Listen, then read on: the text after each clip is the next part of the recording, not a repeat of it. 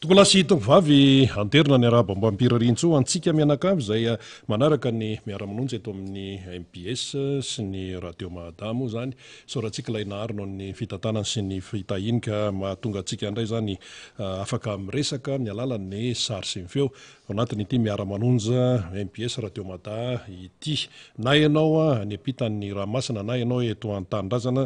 dia naterana an'izay arabam-bampirarintso izay sorantsika ihany koa ny teknisianina marobe na ny eto amin'ny Foibe na ny eo amin'ny radio Mahada na ny miparitaka manerana ny nosy eo amin'izay fikarakarana ny teknika izay ary ianao izay manaraka ny fandarantsika toy ny mahazatra dia tsy azo adonona mihitsy ny nanterana ny fisaorana zany satria tena hoe mametraka ny raharaham-pirenentsika tena ambony dia ambony satria ny fanarahana ny fandarana tahaka an'itony dia fanomezana lanja ary ny firenena zany ary midika ihany koa hoe tsy mijery fotsiny ny raharaham-pirenena isika mianakavy.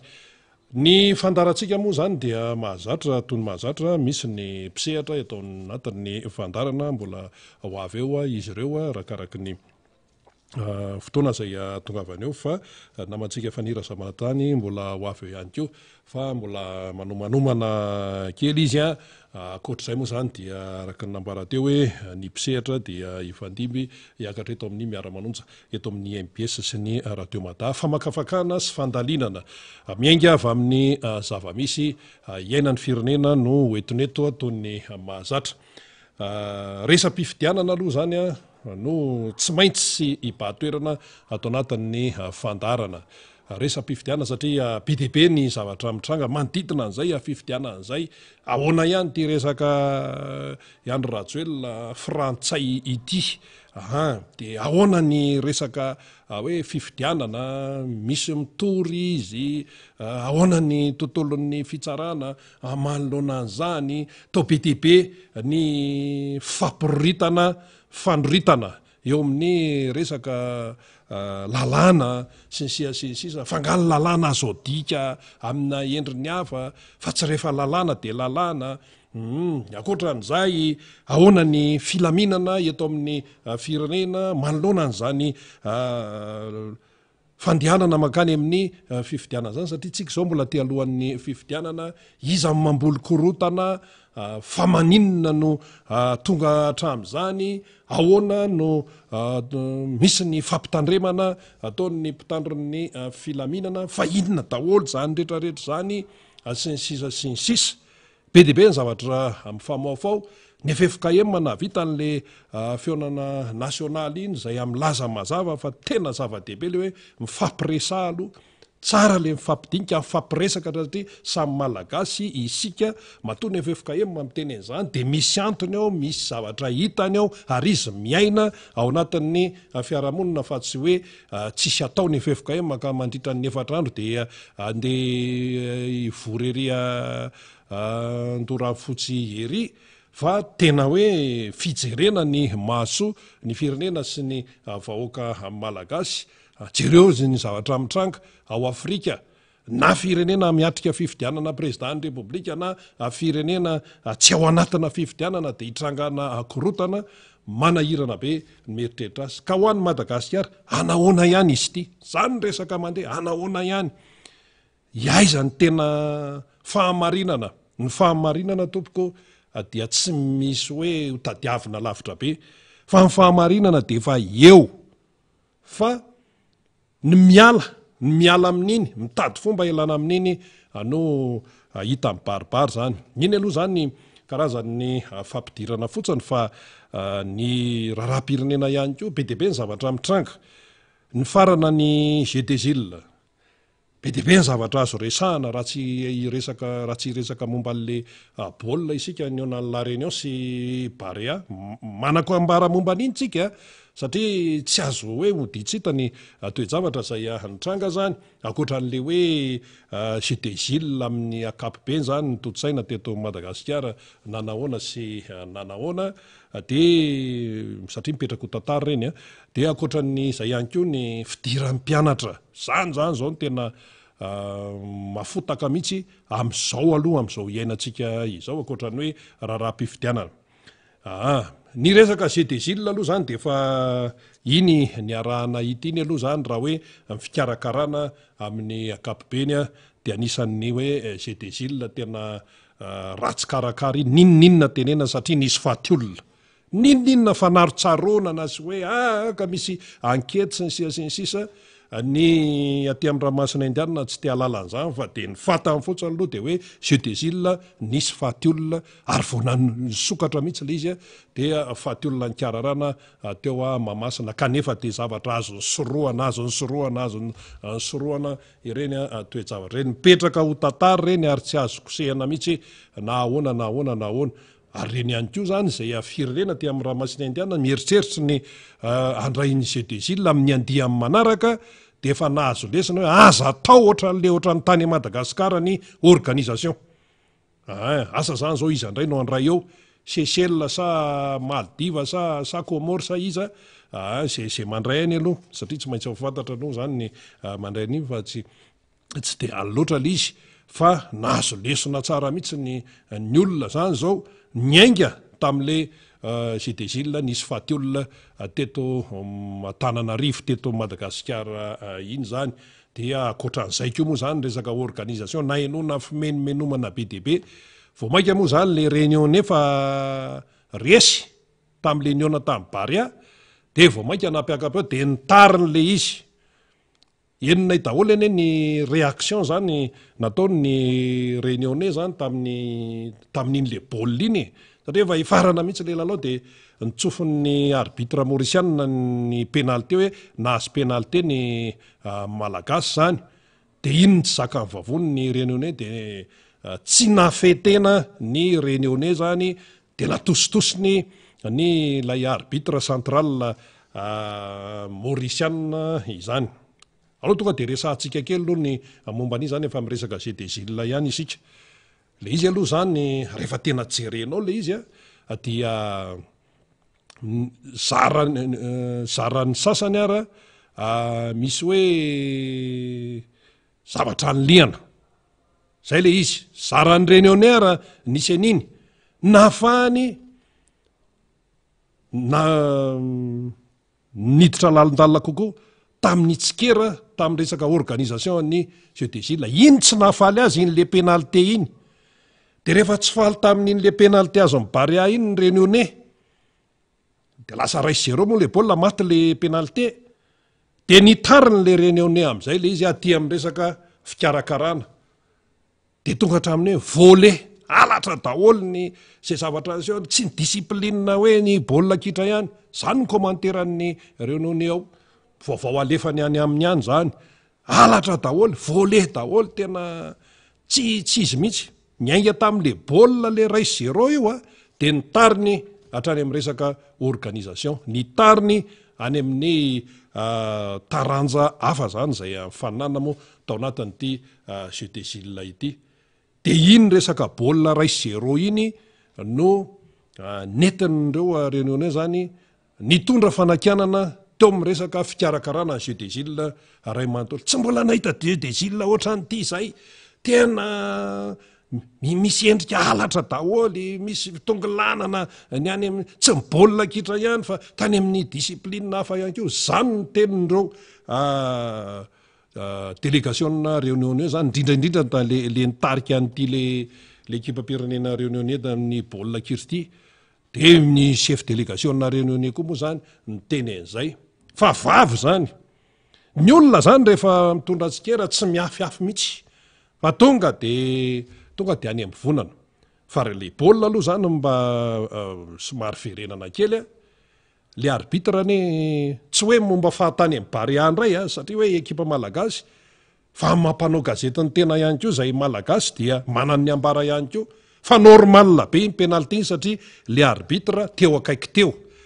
le arbitre central tao anatin'ny surface de réparation ary lay réunionnais zany avaty arina izy nanao an'le action namingana miarotosika dia nianjera ilay mpilalao malagasy pénalité normal be mihitsy reny fa zao no nampikorapaka an'le réunionnais satria tsy nafaty baolina izy raha ohatra ny réunionnais zany nafaty baolina teo ohatra ny tarika tamin'isa raisy 0 ka nahazo penalty malagasy mety tonontony any izy fa le izy 0-0 de efa io tapitra ny lalao de nahazo penalty ny malagasy izay zany ny tena tsy zakandry zareo mihitsy ary mifetsiky ny réunion de manambany arbitre tsy hoe miaro fahatany ny arbitre maorisiana fa zay ny fanatanjahanteny zay le réunionnais zany te hipetraka eo amin'ny toeran'le arbitre raha ohatra ny tontolon'ny politika eto amintsika ihany le mifampitsabaka andraikitra amin'ny samy androm-panjakanao andraikitry ny mpitsara iny na inonina tsy fahafalianao de zay ny décision zay ny fanapa-kevitra no raisan'ny mpitsara de tokony manaiky zany fa le réunionnais zany te hametraka ny tenany hoe zay ohatra zao zay ny manana ny marina sisisa milaza te hanana ny marina manoloana ny arbitre central zay ne le fandehan'le zavatra de avy eo moa zany izy ry zareo anie nanaiky any le penalty nanaiky any fa raha ohatra zany ohatra hoe nidakana le penalty nidakany Barea le penalty ka raha ohatra ataontsika hoe tsy maty de niova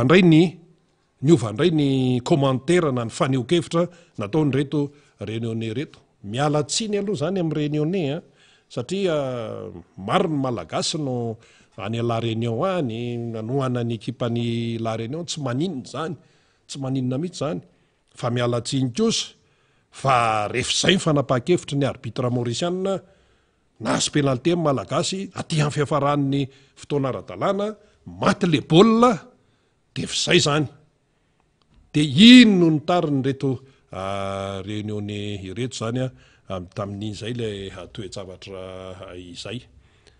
ka nahoana aloha zany de arabaina ny Barea tsy mibarea rery fa ny atleta malagasy rehetrarehetra mihitsy nataranja iny io nataranja ina fantatra ny problema fantatra ny zavatra natrehana ohatra ny zanaka malagasy le niatrika an'le baka labzi teo fantatra ny zavatra natrehana fa de arabaina ihany koa ny afaka baka zay tsy afaka moa zany dia aporsihana trandratrandra satria fianarana tsy mijanona treo akory ary amin'ny tom-pianarana vaovao de verina hoe tena manana heritsaina tsara ny zanaka malagasy hiatrika baccalauréat fa fanirina de tsy ohatran'ireny baka labzi ohatran'ireny baka fikarakarana kitoto reny tsony no hitranga amin'ny manaraka satria tena hoe fiainan'ny tanora ny fanadinana tahaka an'ireny ka de mampahery ka raha ny tato amin'izay dezila zany na ny nahazo médaille na ny tsy nahazo médaille dia arabaina daholo mena fakasitrahana satria ny maizy azy ny fiandrianam-pirenena malagasy no narovan'ireo atleta malagasy zany nataranja iny io nataranja ina na nahazo médaille na tsy nahazo médaille fantatra ho any zavatra nisy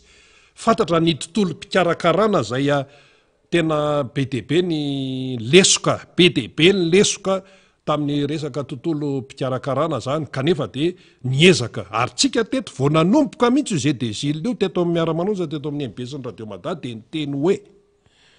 fa mahazo fahombiazana irina ho isika ny azahoany ny atleta malagasy fahombiazana fa rehefa mahazo fahombiazana amin'ny malagasy dia tena vokatry ny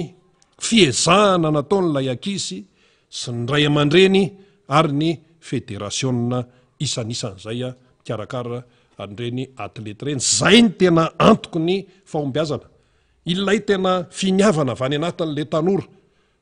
tsy ankizy tso moa zany reo fa avy any anatin'ilay atleta satria tena zava-dehibe ho azy ny hoe fiarovana ny maizy azy ny malagasy mba tsy tsangamenatra efa nitsangamenatra ane tamin'iny faty olona teo mamasina iny nitsangamenatra na nylona n'izao tontolo zao mantsy tam'le nandeha tetony Zedezila fa nisy fifananana irasam-pirenena goavana be ihany koa tany an-dafy tany champion du monde fedina ny tombon-dakeran-tany amin'ny atletisme de atletisme indray mbola misy karazany maro zany ny épreuve ao 100 metre ny 200 metre hoe atletisme dia mitodika anakany ihany koa ny mason'ny mpanara-baovao maneran-tany fa ny Zedezila moa zany aty amin'ny faritry ny rahamasina indianina aty de io koa zany fananana nanana ny na izy azy ihany ko fa rehefa fifaninana ny resam-pirenena dia fifaninanana iraisam-pirenena ary voninahitra ilay firenena mandray sy mampiatrano no manao zay ahatsara alay fifaninanana iraisam-pirenena mba betsaka ihany zay fifaninanana raisam-pirenena ny raisan'ny Madagasikara zay tompoko fa ny tamin'ity tena hoe nisy faty olona ninninona tenenina ninninona hoe fanadiovatena hoe patratra zany mantsy ny feo eno any amin'ny tompon'andraikitra sany ka rentsinona patsaraitsomby vava tompokoa dia mazava zay fa ity azony soroana zay lay atao hoe tena tontolo mpitantanana tsy mandeha am'izay lony mihitsy tsy maimaika fotsiny hoe zay lo zao ny eto zay lo mitantana eto ka de zao misy mitantana eo misy tompon'andraikitra eo fa reny ny résultat de ary amin'ny baolina ry tsy faly any amin'ny baolina ny reny eo ny de nararotiny am'izay ny tariny any amin'le resaka tontolo mpikarakarana amin'ny akapobeny be deaibe ny tsikera momba ny jeu des îles iny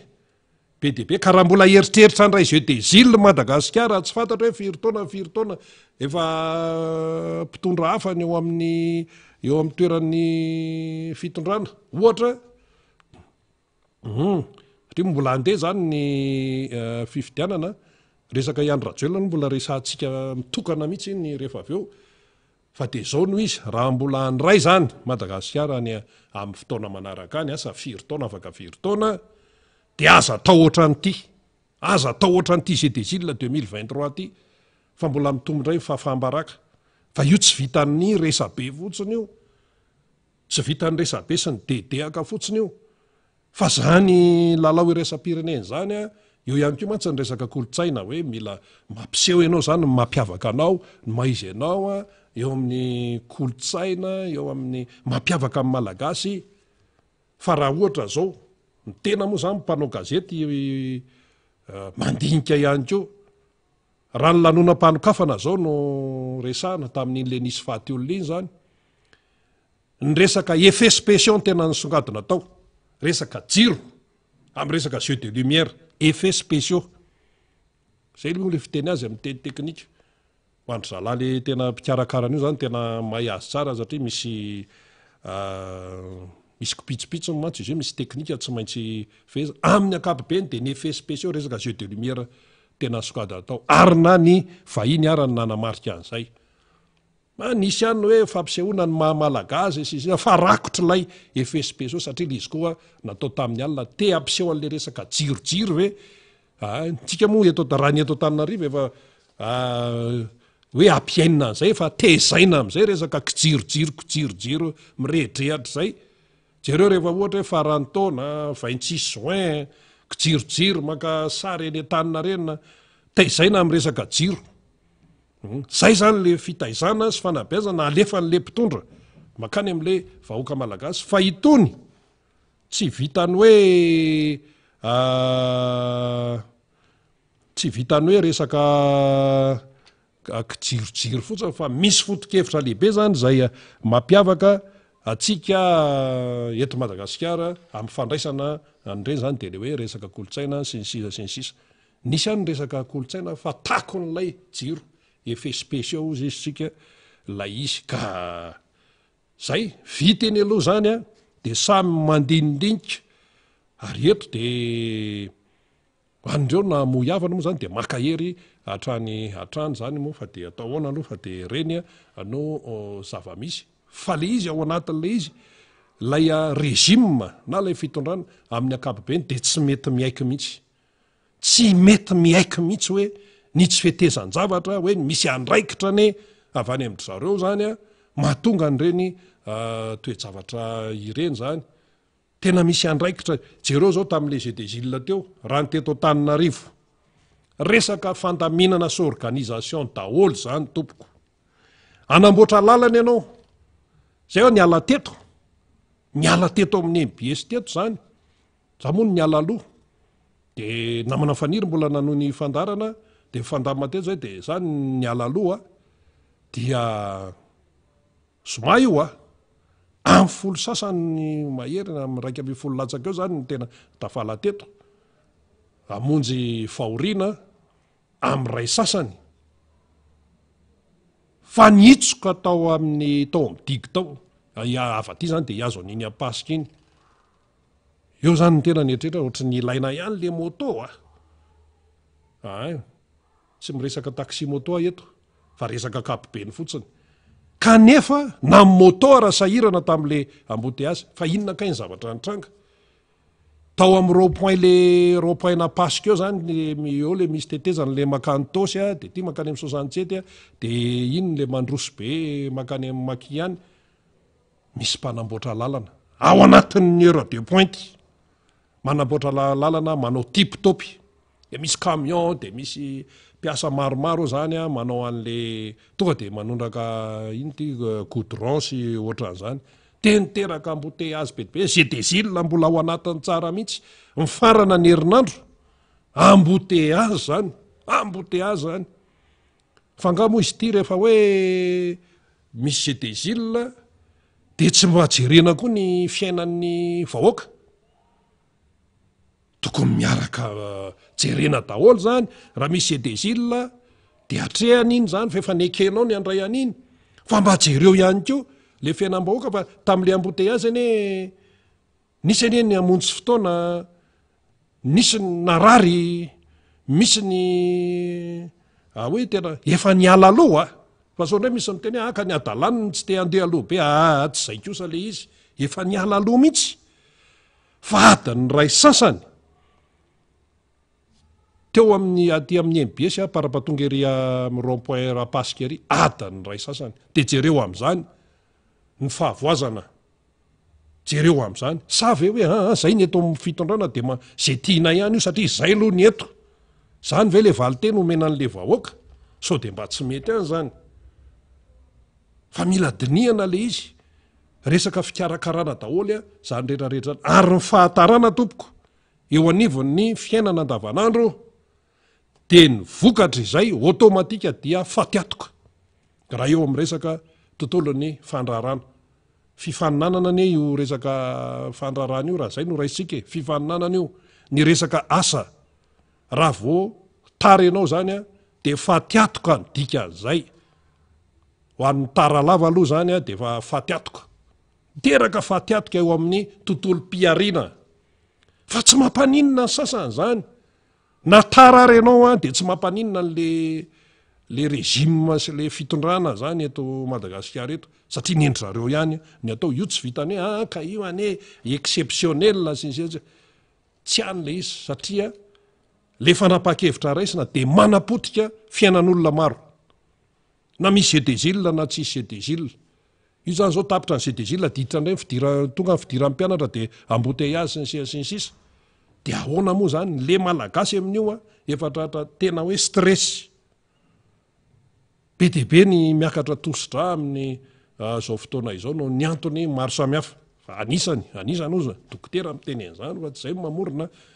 ny stress tena tsy voafehan'le malagasy intsony ilay fiatrehana ny fiainana sy ny adi-piainana tena tsy voafe enjana be tena faran'izay enjana be de iny zany ny embouteillage tamin'ny faran'ny herinandro teo fa tena enjana be debe ny lalana ny tapahana be debe ny nandeha tongotra ao sasany tena tak zay tsy nandeha taty ahoana defa ianao tsy maintsy voatery ianao mandeha organisation daholy zany rehetrarehetra zany resaka fikarakarana tsy mandeha amin'ny laoniny daholo zany raha mandray fanapa-kevitra ato ianao tokony mba banjininao koa ny ato marina hoe nisy sedezilna fa tsy sedezilna rery akory ny fiainana Antananarivo marina hoe manamboatra maninona zao raha atao amin'ny alina reny fa ao anaty heure de pointe zany dika an'izany amin'ny raiky amby folo sasany amin'ny roambin'ny folo sasany zany ny heure de pointe zany raha amin'ny atoandro ao no mandeha ny fanamboaran-dala ao amin'le toerana tena mahabetsaka ny fifamoivoizany zavatra tsotra ane zany zavatra tsotra zany ny vahiny betsaka eto rehefa mandalo ny vahiny krikrik ny moto misava lalana misakisaka daholo ny gasy fa mandalo ny créole mandalo ny vahiny tsy maninona zany resaka fanajana zany fa mba hajaoko ilay malagasy fa ny malagasy eto amin'ny taniny dia mipetraka ny lalàna dia manaraka an'iny. Dia raha misy ny fikarakarana hoe fanapaha-kevitra tsy maintsy horaisina, tsisy mandahan'izany, fa aloha mba hifampitsonjovana le izy, fa raha mbote azy adiny ray sasany kosa tompoko, efa tsy izy zany. Efa tsy izy zany, raha marary entina ny hopitaly zany raha hoe tsy mandeha ambulansa le olona, tsy manakatoraka amin'izany, na hoe fa mandeha tôbila tsotra fotsiny dia maty ho azy eo anaty fiara ao, maty. Satria tena trop lay fitoanan'ny fifamoivoizana raha ny teto Antananarivo. Ka resaka fikarakarana daholo zany. Dia mitatra ary le resaka. Embouteillage raha tsy voafeh. Jeu des îles raha tsy voafeh. Baka tsy voafeh. Vidim-piainana tsy voafeh. Fandriampahalemana tsy voafeh. Manjaka ny tsy fandriampahalemana. Dia ahoana moa zany no ahafahana mitoky fa hoe voafeh ny fifidianana? Ahoana no ahafahana mitoky fa hoe voafeh zany tontolo-pifidianana io tsy vao zao fa vao niainga mihitsy hatrany amin'ny resaka hoe lisy-pifidianana zao hoe, ary le mpikarakara efa napiana mihitsy, tena hoe gratuit. Ny mpanohatra ny tiako Madagasikara, ny mpanohana ny candidat président Marc Ravalomanana tena nanohana mihitsy nanohana ny amin'ny hoe resaka fikarakarana, fanampiana amin'ny tontolon'ny fikarakarana, tena hoe gratuit. Raha ny filazana taty amin'ny tony hainao manjery tony ny facturena, avoaka ny facture tamin'ireny nisy ihany fa gratuit le izy, vokatry ny fitiavan-tanindrazana, tsy te hanan-dratsy. Tsy te hanan-dratsy amin'ity resaka fifidianana ity. Dia tsorina hoe rehefa tsy mandeha amin'ny fahamarinana ny fikarakarana ny tontolo-pifidianana dia zava-doza ny vokany.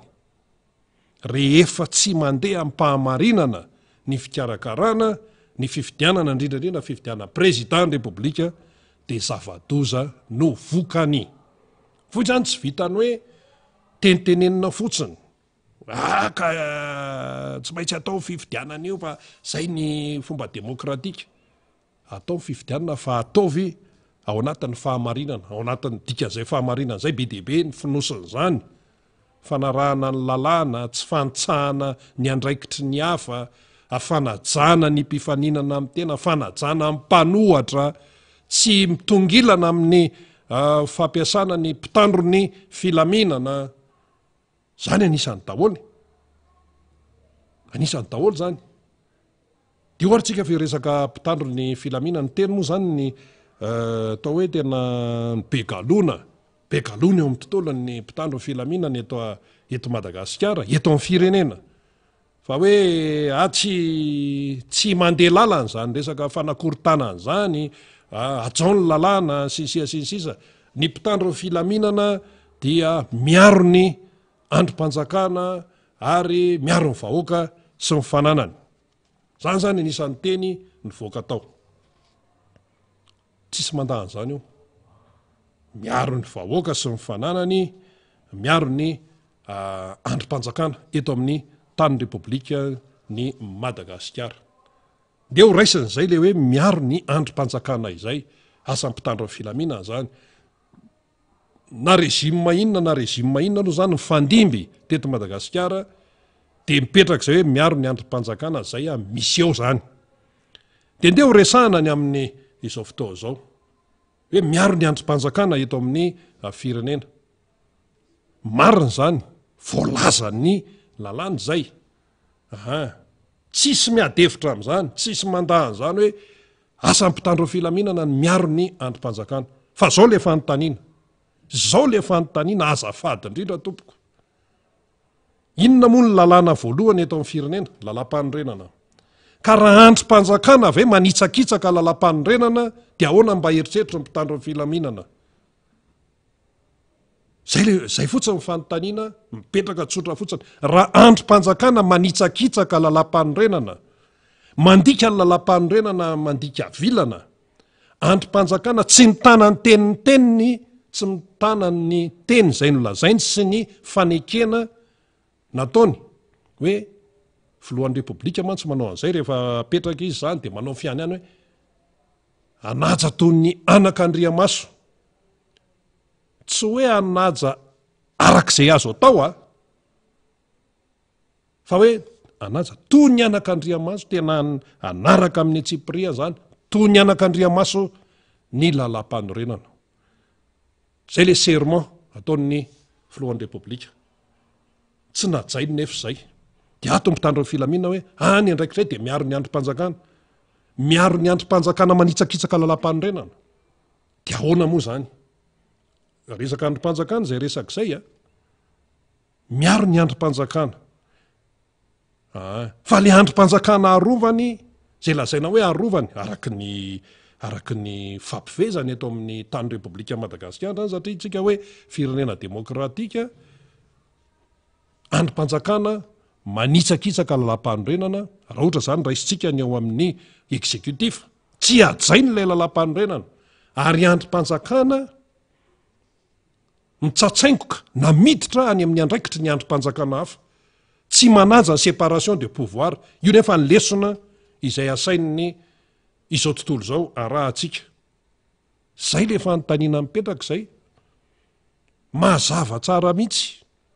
androm-panjakana tsy manaraka ny lalam-panorenana, fa miala amin'ny lalam-panorenana no ataony. Ohatra gouverneur no tendrena, tsy isy an'izany ao anaty lalam-panorenana. Nefa izy atsy miteny hoe anaja toy ny anak'Andriamaso ny lalam-panorenana. Lainga zany ny dika zany, mandainga zany. Anaja toy ny anak'Andriamaso ny lalam-panorenana. Maninona zany ty fitondran'ny Andry Rajoelina ty tsy nahavita nanatanteraka fifidianana chef de région nandritra ny 5 taona. Naninona tsy vita? Inona ny problème atao hoe majeur ka tsy nahafahana nanatanteraka an'izany? Sarotra nga zany. Hoe Covid ve? Maldiva hoa ino ny elan'ny bala hoe tsy afaka andraisy des îles 2023 izahay atỳ Maldiva noho ny Covid-19 dia ozy mikarakara ny des îles atỳ amin'ny ranomasina indiana hoe pas question. Tsy excuse zany. Rehefa tsy handray nareo dia mijanona fa iza no handray dia hoe Madagasikara. Dia izay no tonga antsika handray ny des îles io. Ka tsy fialana bala mihitsy zany hoe vokatry ny Covid dia zao hoe tsy an'le izy. Dia izay no tonga dia fanamariana mazava tsara mihitsy ny amin'ny hoe ty fitondrany tya tsy nahavita nanatanteraka fifidianana lehibe amin'ny faritra. Sy ny mpanolontsaina ny faritra mbola kadohany, fidiny zany. Izay no lazainy lalam-panorenana. Ny mpitandro filaminana nefa miteny hoe miaro ny androm-panjakana. Androm-panjakana tsy manaja lalam-panorenana, tsy mahavita nandraikitra zany no arovanao. Nefa le vahoaka malagasy ato tenenina foana sy tenenina zany hoe manajala lalàna. Fa rehefa ny ary ambony ve zany tsy manaja lalàna dia mody jerena fotsiny amin'izao.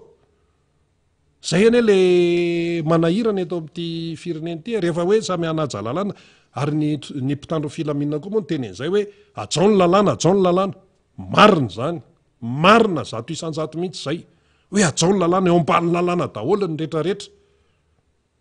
Fa tena ny rehetrarehetra ve ny eo ambany lalàna raha neto Madagasikara sa ahoana? Miara mijery tsika, miara mahita tsika. Rehefa inona dia aingana be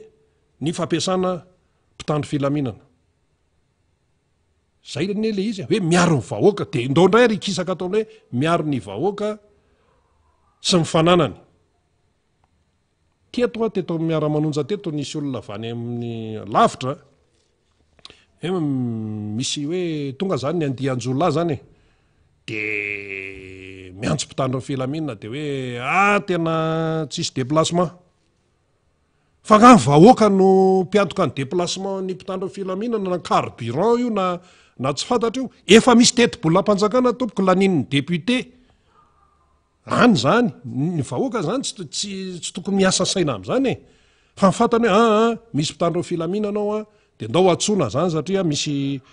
manafika na misy ohatran'izany na misy mangalatra na ohatran'izany,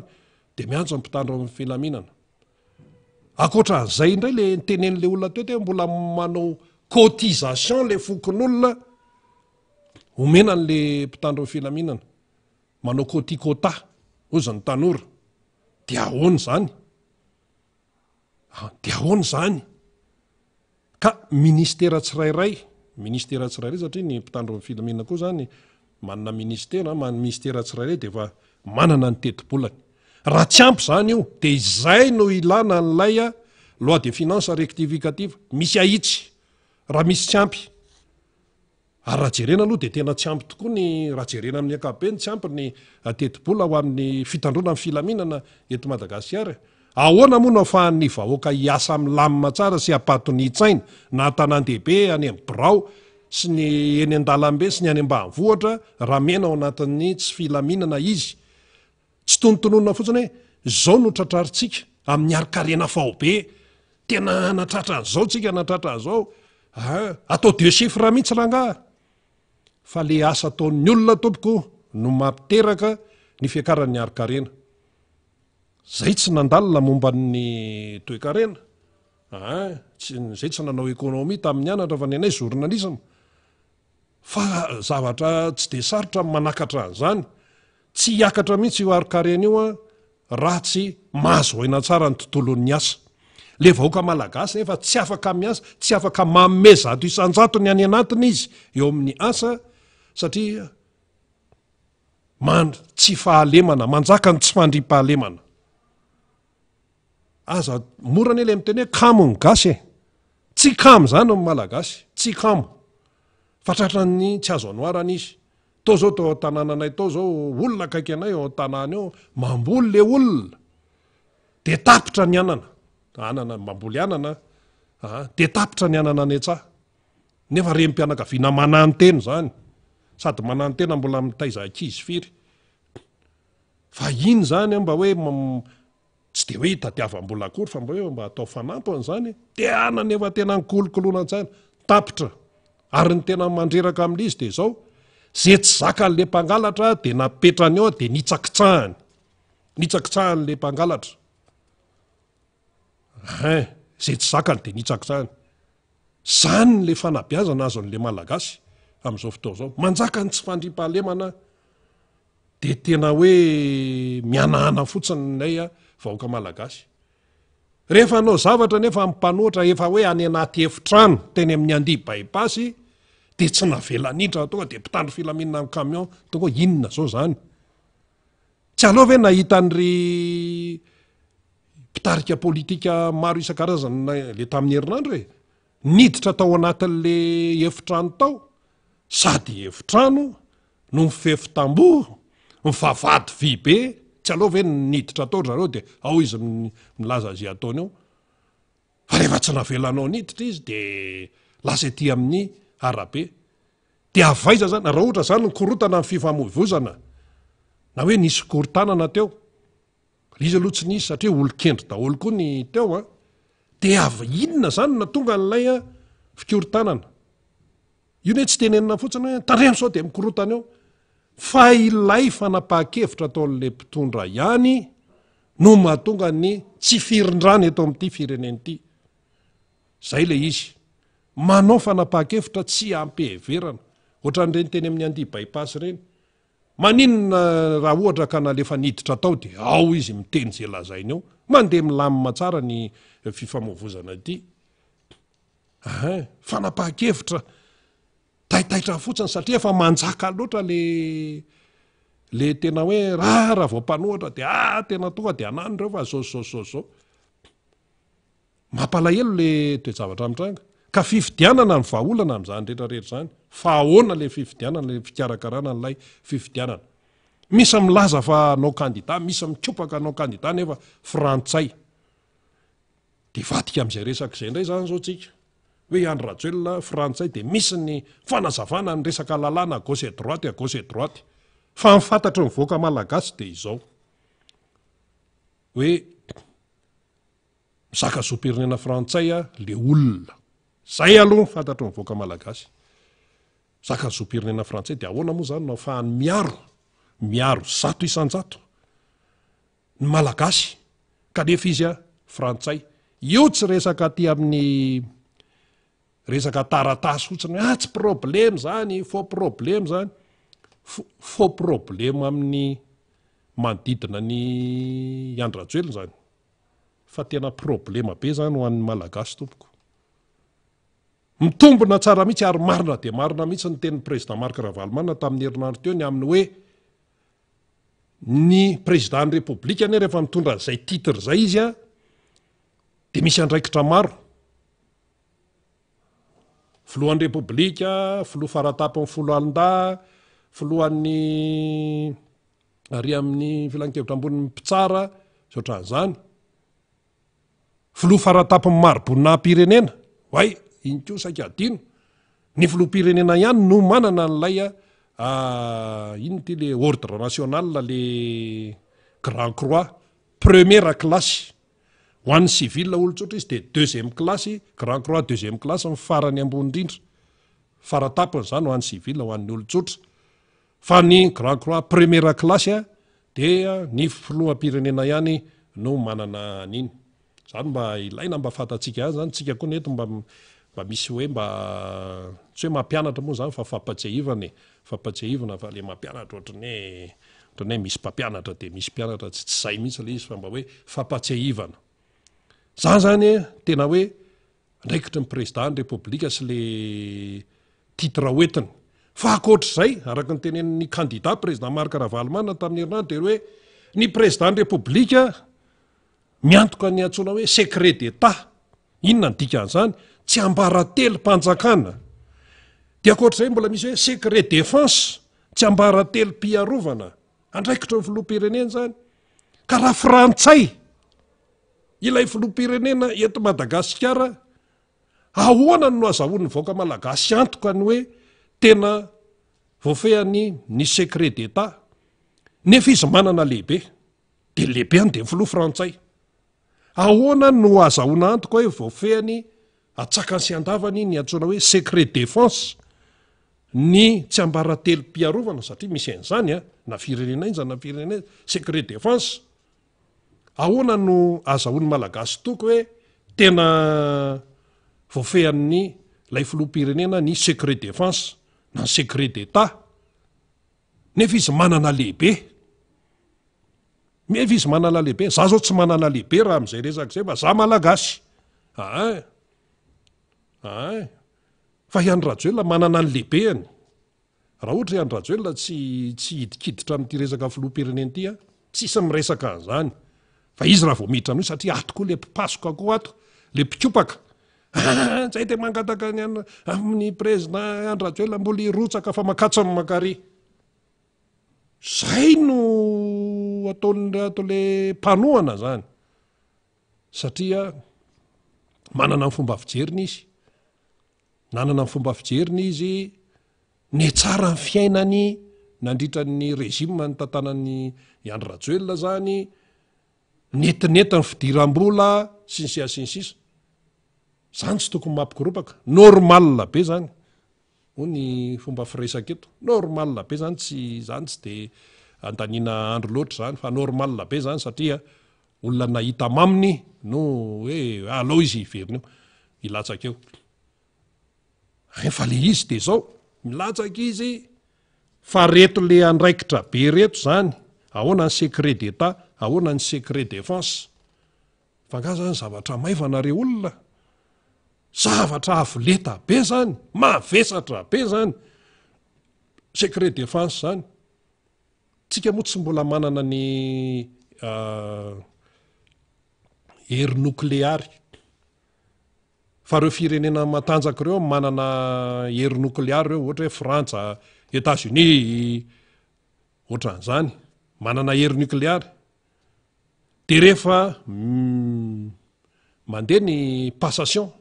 famindram-pahefana eo amin'ilay président sortant zany sy le président voatonga, ao anatin'le passation dia misy an'ilay atsoina hoe code secret amin'ny resaka hery nukleary. Zany zao tafiditra ao anatin'ilay hoe secret défense, tsika tsy manana an'izany. Fa rehefa niala teo i François Hollande raha ny ao Frantsa ny raisitsika,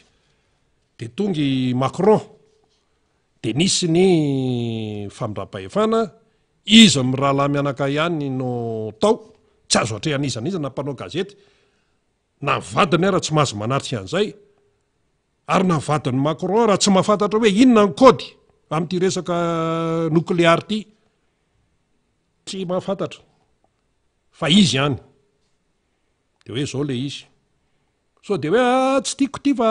ohatrany tsy mety ako fa adversaire tsisy an'izany lalàna no milaza an'izay dia iny zany de zay no ataona amin'le hoe secret défense misy zavatra ohatr' zany secret d'état tsy ambaratelo-panjakana tsy ambaratelo-panjakana misy taratasy-panjakana zay ne nanenjehany Donald Trump netony nody tany an-trano ny dossier am-panjakana fa nga izy ty azo atao an'izany zao izy zao a miakatra fitsarana miaka-midina tao Maison Blanche atao rehefa tsy zay ihany ragnavo loha-pirenena de etiko ody tya zany nataony Trump de avy eo moa saika ho valy le valim-pifidianana tany amin'ny fanjakany Georgie zay nidirany aponja nandritra ny 20 minitra de avy eo izy nandoa l'équation de mivoaka fa tena hoe nogadraina ohatra ny gadra rehetrarehetra de alaina sary le fasy de atao amin'ny profil de manana numéro ny dina atao mihitsy nandritra ny 20 minitra de natao amin'ny procédure ando caution hony izy de naloa ny caution de lasa zany le zava-misy zany ka mamperitreritra daholo zany rehetrarehetra izany zany de hoe frantsay le ny filoam-pirenena perinasa ny Madagasikara frantsay tsy tonga ho azy koa zany fa ianao rehefa nangataka de rehefa mena de misy engagement zay foana le izy zay zany eto tsy resaka lalàna ny tandrify an'izany ny pailalàna no manazava ny sy azavainy eo fa maha-olo-tsotra maha-olo-pirenena kosa dia tena mazava le resaka amin'ny fomba ahoana moa zany no aneken'ny saina hoe le filoha-pirenena dia frantsay feno mandohetra any amin'ny kitapom-bola mpanjakana frantsay voafehan'ny lalàna frantsay zany hoe le filoha-pirenena zany filoha-pirenena malagasy aperinasa amin'izao fotoana zao nanomboka hatramin'ny 424 tompoko dia filoha-pirenena tsy libre tsy malalaka tsara fa misy lalàna fe azy ivelany Madagasikara raha resaka territoire ny resahana misy lalàna mamatotra azy de ny lalàna frantsay lazao hoe zay miteny hoe diso zany lazao afaka miteny hoe diso zany fa tsy voafehan'izany lalàna frantsay zany Andry Rajoelina voafe izy satria n'le taratasy lazainy fa 20 cm iny no mame anazy de mandeha zany ny resaka ny rehetrarehetra eny fa naninona ara no nisoniaviny Manuel Valls prime ministre tamin'ny 2014 sy Cazeneuve zay ministre ny antotany frantsay ilay izy fa naninona ka inona moa problema ny frantsay amin'izany tsy manana problema hoe zay ny tiany de ame ho azy zany zay tia nga moa eo misy hoe ana vao mainka avantagentsika hoe olona nationalité teratany frantsay feno 100% no mitantana président république any Madagasikara ahoana ny fomba iarovany ny Andry Rajoelina ny tombotsoa-pirenena malagasy kanefa izy manana président eo amboniny zay fotsiny tsy miresaka lalàntsika fa tena resaka hoe moralité ohatra zay amin'ny maha olona fotsiny io ne ohatra mpivady raha raisitsika zay hoe tia ny président ny république ao amin'ilay firenena anankiray tia ny vahoaka de ndeha raisitsika hoe ohatra ny hoe mpivady ireo dia tia raim-pianakaviany ity zany ataontsika hoe le président ny république mikarakara ny vadiny de mifampikarakara eo zany fa raha ohatra tia raim-pianakaviany ity manana olo-kafa aty ivelany aty zany hoe voafatotra izy amina olo-kafa ary de zay le tsy mety zay fa tsinona moa fa tsy zany no mahatonga an'io ady eny amin'ny tribunal resaka mpivady io tiatra de mbola manana adidy hafa satria misy vehivavy miaraka amin'ny hafa ty de ohatr'izay de ahoana moa zany voafatotry ny lalàna frantsay voafatotry ny lalàna frantsay ary tsy maintsy misy fanekenao le zany tsy hoe nangataka le hoe azoperenena frantsay de nomena de zay iny mantsy mbola namafisan'ny candidat président Marc Ravalomanana iny tamin'ny herinandro fa tsy maintsy mbola misy fanekena miaraka amin'iny fa ka mipanohana ny Andry Rajoelina samy mitenen'izany tsy mitenen'izany izy mbola misy fanekenao ianao zany mena nationalité frantsay ay rehefa mena ianao zany a de tsy maintsy tsy hoe tokony anajany rehetra fa tsy maintsy manaraka ny tisy ary ao anatin'izay le hoe manary an'ilay nationalité anao le taloha tsisy nanery teo tsisy hoe ahoana teo tsy sitrapoko anao io fa ohatra tsisy an'izany fa sitrapo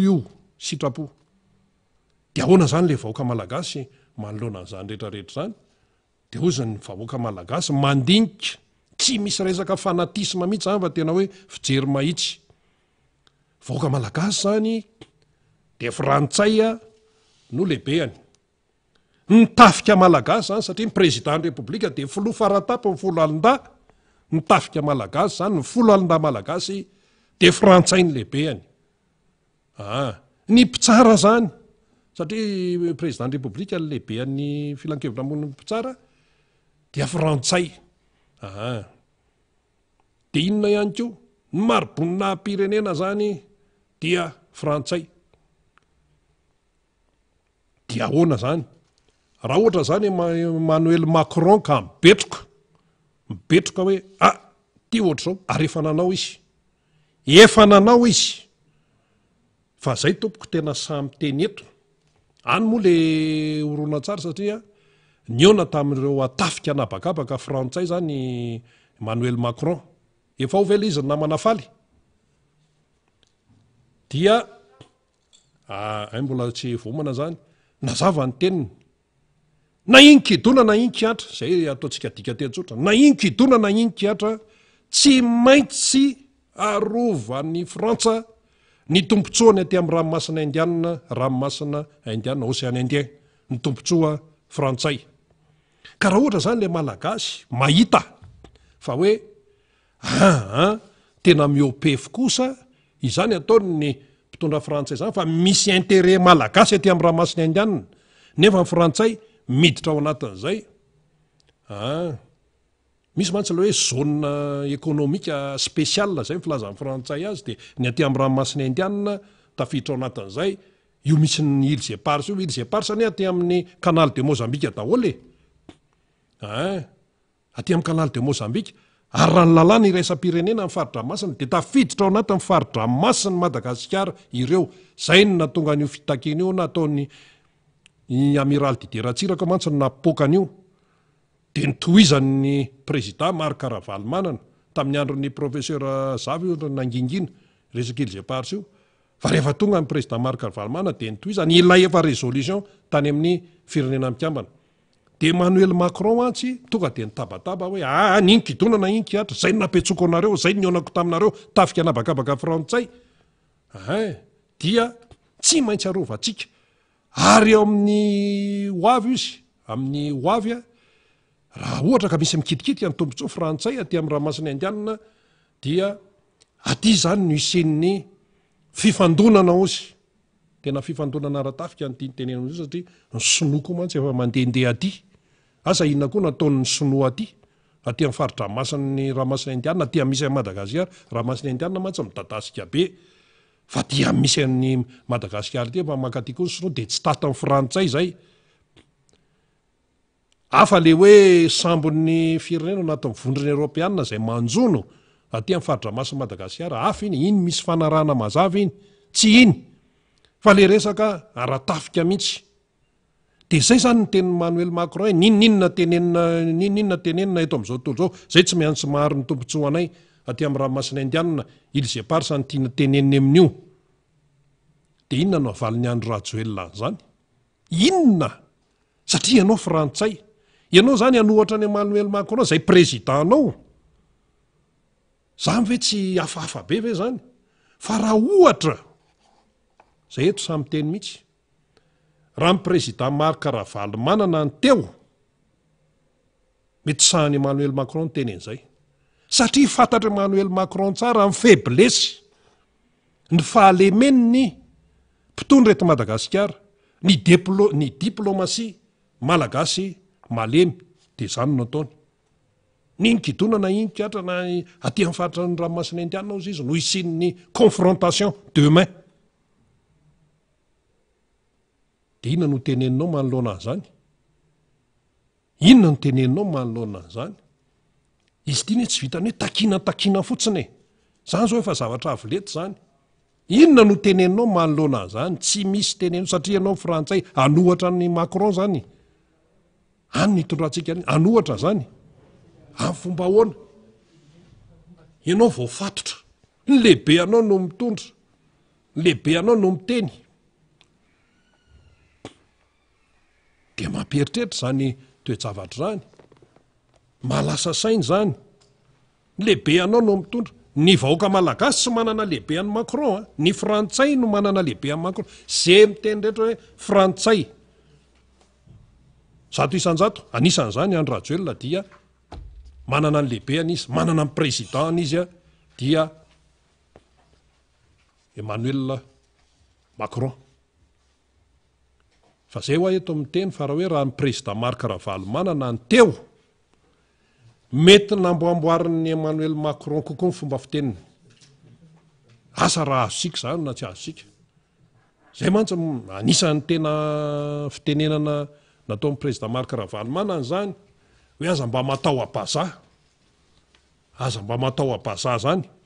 Izy no tenen'izay, ary marina zany, rehefa hoe ho tombontsoa amin'ny Madagasikara, ka ianao frantsay dia ahoana ny edivanao ny tombontsoa amin'ny Madagasikara, amin'ny fomba ahoana? Tena resaka hoe tsotra ohatran'izay fotsiny, tsy resaka lalàntsika fa amin'ny resaka hoe maha olona fotsiny. Ny le filoha zany voafatotry ny lalàna frantsay. Dia inona no tenenina manoloana? Zay foana aloha no averimberina eto, voafatotry ny lalàna frantsay. Lay olona, lay président ny République eto Madagasikara, satria efatra amin'ny 2014 izy no voafatotry ny lalàna frantsay. Efatra amin'ny 2014 Andry Rajoelina nanana président dia Emmanuel Macron. Ny amin'izao, fa mbola président koa kay i François Hollande kay tamin'ireny. Dia ahoana moa zany no tena mba fisainana manoloana an'izany toe-javatra zany? Amin'ny fomba ahoana ny eritreretana an'izany? Dia ahoana ny resaka secret d'État, ahoana ny secret défense? Raha hiteny zany ny filoha frantsay Macron hoe io zany zao le hoe secret défense, antraikitry ny filoham-pirenena malagasy no tena hoe miazona an'izay. Défense, fiarovana. Ianao nefa manana lehibe. Io le lehibe anao mihitsy no miteny hoe ny tombontsoan'ny Frantsa aty amin'ny ranomasina indiana dia tsy maintsy arovanay hatramin'ny farany na inkidona na inkatra. Dia tsy manan-kambara ianao manoloana an'izay. Mitadiava fomba hafa hoe Pasteur Zaka tamin'le toriteny iray io, teny Antsonjombe, mitadiava fomba hafa fa tsy le matanjaka be io nde divana amin'ny fomba mivantana eo. Efa nisy dingana natao tany amin'ny firenena mikambana. Rehefa ny firenena mikambana zao tompoko ny vahoaka eto ambonin'ny tany ny dikan'izany amin'ny ankapobeny. Firenena vitsy any no hoe tsy eo amin'ny firenena mikambana fa ny vahoaka eto ambonin'ny tany. Ka rehefa ny firenena mikambana na ny vahoaka eto ambonin'ny tany no miteny amin'ny frantsay, ary efa nisy résolution tany hoe tsy anareo ny îles éparses fa lasinareo aloha mifampidinika amin'ny malagasy, tsy resaka commission mixte zany. Eto izy miteny hoe ataony commission mixte. Manoloana ny tafika anabakabaka frantsay Emmanuel Macron teny hoe tena atsika io fa atsika tsy mirarana zany fa atsika io ninkidona na inkiandrana isany confrontation demain ozy izy ny fandonana amin'ny hoavy dia atsika io ninkidona na inkatra. ohatra ato izy nefa hoe commission mixte fietsaram-belatsia zany zay le fomba fanaon'ny frantsay tsy hoe ny frantsay amin'ny frantsay tsy fa le politika ny frantsay de mbola tsy haitsika foana ve zany mila mpitondra zany ty firenena malagasy tia mafy ihany ko sehatra resa-pirenena sy mpitondra filoha-pirenena mahay miaro ny tompontsoan'ny malagasy zay ko ny tatavy zay anisan'ny profiliny zay akoatran'le atao anatany zany fa tsy tenitenenina fotsiny io zavatra io zany mahatonga ny olona hiteny miverena dada maty zay dada sisy président Marc Ravalomanana io dada tenenina io fa tsy olo-kafa zany mahatonga ny reny satria ty efa hita mibaribary efa tsy araky ny tokony ho izy zany fa ny frantsay ny tsy amelamelan'io fotsiny am'izao de inona zany ny amezana an'izay raha ny tokony ho izy zany de tokony ahitsara tena ihany Rajoelina zany ny tenenin'ny ray aman-dreny zena ny tanina rehetra hoe tokony ahitsara tena izy hoe akoatra nyty resaka frantsay izo-pirenena mahabe resaky tya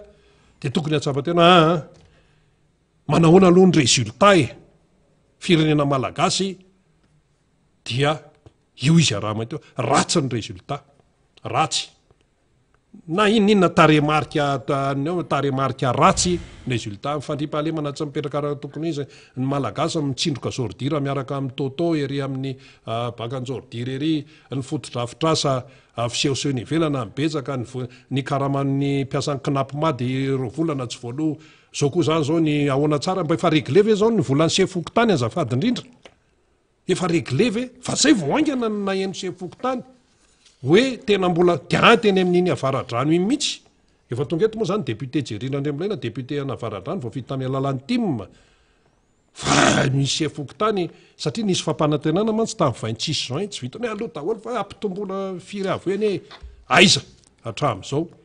moto zaraina ry ananina risy ny 4 ny mena chef district zao fa le sefoko tany zay tena miosiny rafitra akaiky ny vahoaka indrindra ny fokon'olona tsy adalan'ny kolonely raha tsy mandrava akory nametraka an'izay ary nitsony olona azy hoe ministry ny ala olana satria ny fokon'olona ny fokotany no eny ambasy de ahoana reo mihitsy ny tena tsy voakarakara tamin'ny andron'ny président Marc Ravalomanana nefa niakatapa ary nahazo formation zao ny volany tsy alohanao izy nefa sainao manao an'ity manao lasa izy mikaramako lasa izy mitaty vola eny ary miraba ny député Jerina Andriambolena solombavoaka Madagasikara vao vita amin'ny alalan'ny tika Madagasikara tao amin'ny Avaradrano district ny Avaradrano mirabanao député Ndaotra tsisy ya fa le miaraba namana rina rabe mananjara miaraba ihany koa ny teknisianao ambadika ao ary miaraba ndreo namana rehetrarehetra manjoso fandakan'izao manerana ny rosy irabaina manokana ianareo ao amin'ny faritany Mahajanga eo ihany koa nareo Betsiboka ao Maivatanana miaraba manokana ihany koa ny avany atsimo Atsinanana ny Mananjary Manakara Farafangana sy ianareo Fianarantsoa sy Ambositra zay irabaina manokana satria dia mandalo ao reo député namana am'izao hitondrana fialantsiny ihany namana rena be Mananjara amin'ny fametrahana reo KMMR any amin'ny faritra atsimo Atsinanana iny mbola ho resantsika moa zay rehefa avy eo fa dia miaraba manokana ihany koa andreo vahoaka Navaradrano zay nalany any tena indrindra mianara manao kokoa manokana ny jeune team makadikely zay nanatateraka atao hoe lanonana niarahana tamin'ireo comteam sy ireo mpikambana rehetrarehetra atao kadikely omaly tolorana kokoa nareo ary tolorana fisaorana manokana noho zay atao hoe fikarakarana tamin'izay hetsika natao zay zay tena nahitana fahombiazana de tena miraro soa nareo ny tena koa miaraba manokana ihany koa ireo vahoaka amin'ny commune 120 ao Avaradrano zay mangataka atao kokoa manokana satria elaela ny tena tsy teto rina rabe Mananjara noho ny adidina mandraikitra sahanina tany amin'ny faritra rehetrarehetra tany fa dia tsy aiza tsy makaiza fa eo foana fa tompona andraikitra ny tena zay moa dia maro ireo andraikitra petraka dia tsy maintsy manatateraka an'izay fa rehefa tonga amin'ny fotoana iakaraneto dia tonga eto foana amin'ny fotoana mampety azy fa dia manao kokoa atsika rehetrarehetra indrindra ihany koa nareo avany Caen any Normandie zay mangataka atao kokoa manokana namana faniry miarabanareo ihany koa avao Marseille eo fa de eto ndray tsika androany dinidinika na raha-pirenena ary indrindraindrindra hoe inona marina ny zavatra ho avy manoloana ny zao hoe fiatrehantsika ny fifidianana zao namana rina raha-pimananjara satria maro resaka mandeha maro ny atao hoe ahihany vahoaka malagasy maro ihany koa ny tebitebiny vahoaka sasany dia mila zavaina ary mila mpahafantarina ny reo vahoaka malagasy ny zavatra misy marina indrindra manoloana zao atao hoe fiomanatsika sy fanomanatsika zany hoe fifidianana zany dia zay ngambany atao hoe kokoa manokana ataoko aloha dia omeko anao fitenenana tonga de hiditra amin'ny votatantsika député Jerry Andriamilaina resaka fifidianana ny tsikera faneho-kevitra maro samihafa tena ifatraran'ny tsikera mihitsy mafaivay am'izao fotoana izao ary misy anton'izay ny mpikarakara fifidianana ny fitondrana amin'ny ankapobeny mihitsy de mpitandro filaminana etsy tonga de miteny hoe tandremo zao misy metsiketsika eo fa arao ny lalàna sinsisa nefa iza moa ny tena tsy manaja lalàna eto zay le fanontaniana tao ary zay indrina manarina ary tsara zany ny alalan-javatra ohatran'regny araka le lazaina teo satria raha atao hoe fanambarahana ny raisan'ireo mpitandro filaminana dia milaza mihitsy zareo hoe tsy ilaina ny asian'ny fikorotanana ary tokony iroso amin'ny fifidianana ny vahoaka malagasy dia zay mihitsy no tiako ambara ary tiako isariana ny sainy rehetra zany no hoe raha tena mifanirininy atokotiako Madagasikara zay takitin'ny président Makaravalomanana dia tsy miroso ary tsy hoany amin'izany fanakorotanana zany fa tena hoe raha ny atokotiako Madagasikara manokana de tena hoe vonona hiatrika fifidianana ary zay indrindra ny efa nandanana nanaovana ny congrès paritra ny tetezana faritra indrindraindrindra hoe mba halalana ihany koa inona n'le marary amin'ny vahoaka mba tsy hoe ho tapohana zavatra mety tsy ho fantatra mialohany andraisana fitondrana de zay moa ny isin'ireny fidinana eraka mifaritany rehetrarehetra reny sady tsara ho fantatra fa na commune ray dia mety misy fokotany samy manana ny olana misy eo aminazy de zay ny tena mahafa ny candidat Makaravalomanana na manarina raha-piamananjara tena hoe mamatatra n'le tena olana eny amin'ny fotony ary tena mijery inona marina le tena filan'ny vahoaka eny fotony inona ny zavatra mety marary vahoaka any amin'ny faritra hafa dia efa fantatra daholo izy reny ary manoloana n'le fitetezam-paritra reny no nafahana zany namolavola le ma plus zay mbola izy moa ny anambaran'zany antsika rehefa tonga ny fotoana ny propagande zany fa ato amin'le fanambarana nataon'ny maramila zany de tina manamarina hoe io zavatra io dia raha ny aty amin'ny atokotima manokana na mpanohitra mihitsy no teneniko dia tsy iroso amin'izany fanakorotanana ary tsy amin'izany mihitsy ny kajikajy ny mpanohitra fa ny hoe fanarahan-dalàna sy fanomanana ny fifidianana madio mangarahara ary ekeny rehetra raha mahafantatra nefa ny atao hoe zavatra misy amin'izao fotoana zao na sakatsakana navoaka reny lalàna reny hoe tsy mahazo vorovory eny amin'ny arabe sy eny amin'ny akalamanjana amin'ny mpanohitra na ny olona nao hetsika ara-politika na olona moro olona na tsaitsika zany ary anisan'izany teny mibaipasy efa ndraisahanao teo moa ny eny radio aloha nakatya ndraisahanao teny mibaipasy nisy an'iny hoe hetsika saika ho atao fanambarana ao anatina trano mety atao amin'ny andi baipasy ao anaty tamboko zay mihitsy le izy fa de mpitandro filaminana moa niditra tao de niditra tao tsy fantatra inona nataony ralahy tao aloha fa ny azo moa baiko tsy mety tsikatsiny izy satria raha misy maramila arivo ane na zato mety olona ray mamibaiko dikan'izay zavatra zay tsy le maramila rehetrarehetra mahazo tsiny na le maramila mirehetrrehetra mety anona fa maramila araka maramila azy de baiko ny azy de manarateraka baiko izy de zay no tiako ambara hoe rehefa anara-dalantsika de zareo indray manosika atsika makeny amin'ny arabe manosika atsika makeny akalamanjana eo zany no fanontaniana tsy azoko mihitsy fanontaniana petraka hoe asiana makany antrantsika nefa rehefa makao trantsika avoakany zareo ity ivelany inona zany le tianambara ao anatin'izay rehetrarehetra itena nefa mahita hoe rehefa zareo avy any amin'ny andany no manao zavatra panoana amin'ny fitondrana mpanoana amin'ny fitondrana eny akalamanjana afaka mihitsy manao na eny akalamanjana na eny am'izay toerana rehetrarehetra tiany atao na de manelingelina ny atao hoe fifamoivozana ary zany zavatra zany na de hoe mety manahirana ny fiarahamonina ary zany zavatra zany a de azo atao rehefa hoe eo amin'ny fitondrana zany le olona na manoana fitondrana zay zany tiako atongavana ny hoe rehefa iza zany le mahazo manao a de rehefa iza ny tsy mahazo manao ho atsika mpanohatra na ny atokotiko Madagasikara de zavatra tsotra ihany ny takiny mila ajaina ny lalàna tompoko mila rahana ny lalàna mpitandro filaminana koa na mpitandro filaminana na mpanao politika na olotsotra tena rehefa manaka lalàntsika de mandroso ty firenetsika ity ka le mpitondra mihitsy eny tsy manaja lalàna ny lalam-panorenana ny lalàna voalohany eto amin'ny firenena fa iny mihitsy no tsy arahany gouverneur zao a tendrena nefa tsisy an'izany hoe tendrena zany fa fifidianana chef de région no voalaza ny lalam-panorenana sy ny mpanolontsaina-paritra koa mbola kadohany fidiana daholo zany iza zany tsy manaja lalàna ka le tsy fanajanjalana ataon'ny mpitondra no mitarika korotana zay indrindra namana faniry ary rina rabe mananjara mialatsiny a zay indrindra le tianambara hoe ity mpanohatra tamin'ity fitondrana ity a de tsy nitovy tamin'ny mpanohatra rehetrarehetra nisy hatramin'izay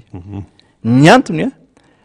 dia ny fanjakana mihitsy ny tsy mahay mandray lesona raha zay nazy io lazana anazy itsika zany a nanomboka tamin'ny nitsanganana ny fanoherana de milaza foana hoe tsy mety ty zavatra ataonareo io tsy mety ty zavatra ataonareo ty zao ny tokony ataonareo zao ny tokony hitondrana le firenena fa tsisy nientsika hatramin'ny andao ifampiresaka mba hafahana miroso any fifidianana tsisy mieno ary tsisy vonona ifampiresaka zany zao nao nanao ny fanambarana iny ny FFKM hoe ilaina mifampiresaka le fampiresaka nge fanetretena kely na manarina rabe mananjary fanetretena kely hoe alao ara fitiavako tanindrazana de tena netritena andao ifampiresaka andao ahoana ny andaminana amin'ny fifidianana satria fa hita hoe tena misy zavatra tsy milamina tsy milamina fa io zany na mbola terena foana ho botolo be hoe tena tsy maintsy atao io hoe tsy maintsy mirotsaka eo a anjarany rehetrarehetra zany mizaka an'izay anjarany rehetrarehetra mandinika an'izay zavatra ihany ko fa io rehefa tena atao ampilaminana io atao ifampiresahana io a tena hafa mihitsy zany ny vokatra zay zavatra zay satria tsy mahay manetry tena zany ny mpitondra raha zay ny azo ilazana azy efa eta hoe tsy tafavoaka efa tsy tafavoaka aloha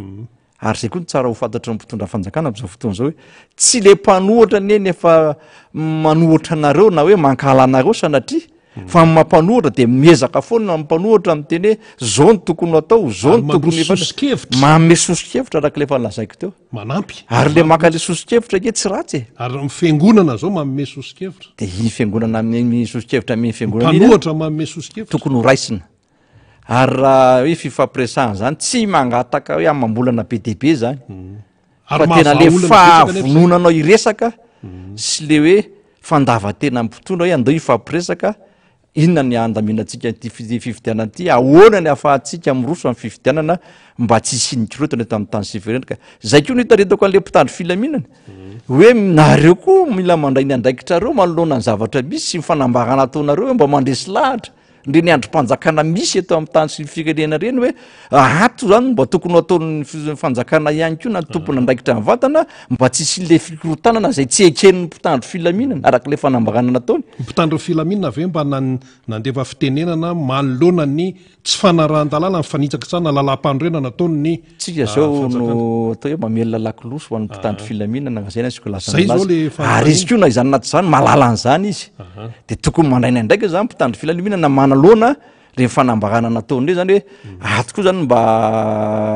isina fifampiresahana amin'ny androm-panjakana zay nambarany a na mpitondra am'izao fotoana zao hoe andao hoe mba ifampiresaka mpitandro filaminana koa irosonany amin'ny fifidianana madio sy mangarahara ary indrindraindrindra hoe mba hahafahana ihany ko zany hoe miala am'izay mety korotana araka lazay zay vetivety kely député Jerry Randremolaina resaka an'izay indrindra mantsy hoe hoe ny mpitandro ny filaminana tao tsy miteny zany manoloana ny tsy fanarana lalàna sy ny lalam-pandrenana ataony ny mpitondra fanjakana ohatra zao hoe tsapahan'ny exécutif ny any amin'ny raharahanareo any amin'ny mpanao lalàna ohatra zao hoe tsy nataony ny fifidianana tsy nataon'ny mpitondra fanjakana am'izao fotoana zao fifidianana lehibe amin'ny faritra sy ny mpanolontsaina apatra fa gouvernoura ny teny reny zany hoe ny fahefan'le mpifidy ifidy ny chef de région tonga de nalainy le fanjakana hoe teny reny ty na de tamin'ny alalany conseil de ministre zany amboniny lalam-panorenana tsy mety zany zao fandikan-dalàna tsotro zao tsy miteny ny mpitandro ny filaminana nefa mpitandro ny filaminana atao miteny hoe ajao ny lalàna zay aloha ny anankiray fa nisy mpitandro ny filaminana ny député Jerry eniko tamin'ny herinandro teo zany miteny zay hoe raha zany teo izy izy dia nanery mihitsy ny zay concerné zany tolom-pifidianany tya ifampiresaka ny général Désiré Philippe Ramakavelo ny teny zay saingy zao sy za fa retirety zany ray aman-dreny fa tonga izy de niteny an'izay aloha tamin'ny herinandro teo no nahenona an'izay hoe tena ohatrany tamin'ny 91 hoe mifampiresana reo fa le firenena tsy azo jerena fotsiny amin'izao saingy izy moa zany tsy aperinasa intsony ka rehefa tokony mba raisina ny teny ray aman-dreny ohatr'izay zay indrindra no tena hoe atao hoe fianonan'ireny ray aman-dreny reny indrindraindrindra hoe fianonany atao hoe tsy keran'ny hafa no ahafahanao mandamina ahafahanao mandrindra ary ahafahana miroso rehefa mitondra firenena ianao zany raha vao tsy mahay mieno ny fanakianany olona sy hoe reny torohevitra mien'ny ray aman-dreny reny de sahirana mpitondra ary eo le mbola tenenina foana hoe mbola tsy taka le fanetreteny mbola tsy taka le fanetretena sy mbola ny novambra ny fifidianana ary raha amin'ny novambra ny fifidianana zany miresaka an'izany resaka élection zany moramora manao an'izany rehefa tena misy fahavononana mifampiresaka izany de samy manosika ny sosokevitra de samy manana ndrosososokevitra zany de eo miara manapaka an'le hoe ahoana zany ny fomba andrafetana le ino moa zany le fandaminana le fifidianana zany rehefa misy le fahavononana misy le atao hoe fanetretena de afaka miroso am'izay foana zany fa io raha vao hoe mbola mizigizina amin'ny heviny sy hoe zay tiako ihany zay ny olona verina ty am'le resaka chef de région teo tena marina voalazanao rina ny antony manko de tsy ao anatin'ny lalam-panorenana le fandrindrena gouvernoura zany mbola mila inona moa zany filaza zany fitsapan-kevim-bahoaka ve ny ampidirana an'izany any anaty lalam-panorenana mbola mila ifampiresahana ihany koa zany zavatra zany fa zay le manahirany satria raha nyty fitondrany ity zany de zay nieritreriny sy mety mampity anazy nietrerety ny itondrana n'le tany sy ny firenena sy ametrahana ny mety rafitra misy eto amin'ny firenena araka le tenenindao le gouvernoura nefa le gouvernoura mibaiko mpitandro filaminana zay le olana anatin'y nefa tsy ao anaty lalam-panorenana zay le izy de le folo alin-daly aty ambony teny fa tsy miteny an'izay fa mangina fotsiny mibaiko mpitandro filaminana gouvernoura zany hoe tena asan'le chef de région mihitsy ka zay le manahirana moa ny antony manko de zao hoe rehefa tsy manara-dalàna ianao de sahirana satria manao zay ataony daholo ko ny olona apetraka ao sy ny olona zay ho tendrenao zany ny antony de tsy hofanaraka amin'ny lalàna de tsy fantatry le olona inona ny lalàna fe le gouvernoura zany fa de zao za ma gouvernoura de zay tiako atao na zay tiako bakiona de bakioko ny antony zay le tsy fanara-dalàna fanarana ny lalàna ahoana zao ny fikitiana vola eo anivon'ny faritra ataony nefa tsy misy mpanolontsaina paritra zany rehetrarehetra zany de manahirana rina rabe mananjara ty makato tsisy lalàna zany mbola mipetraka foana hoe tsy fanarana ny lalam-panorenana zany tsy fanarahana lalàna eto lalàna velona eto antany sy ny firenena de eo zany anytsika lasa mamelona lakilozy lasa mitsikery ety amin'nyiana manjera toko hoe mitsikera satria zavatra tokony tsy atao le zavatra atao ary zavatra tokony tsy isy raha zany gouvernoura zany raha ny lalam-panorenana eto amin'ny tanytsika ity zany fa vokatry le fametrahana nyreny fotsiny sy hoe tendrenina fa tia ny olona tiako atao ao tia ny olona azoko bakiona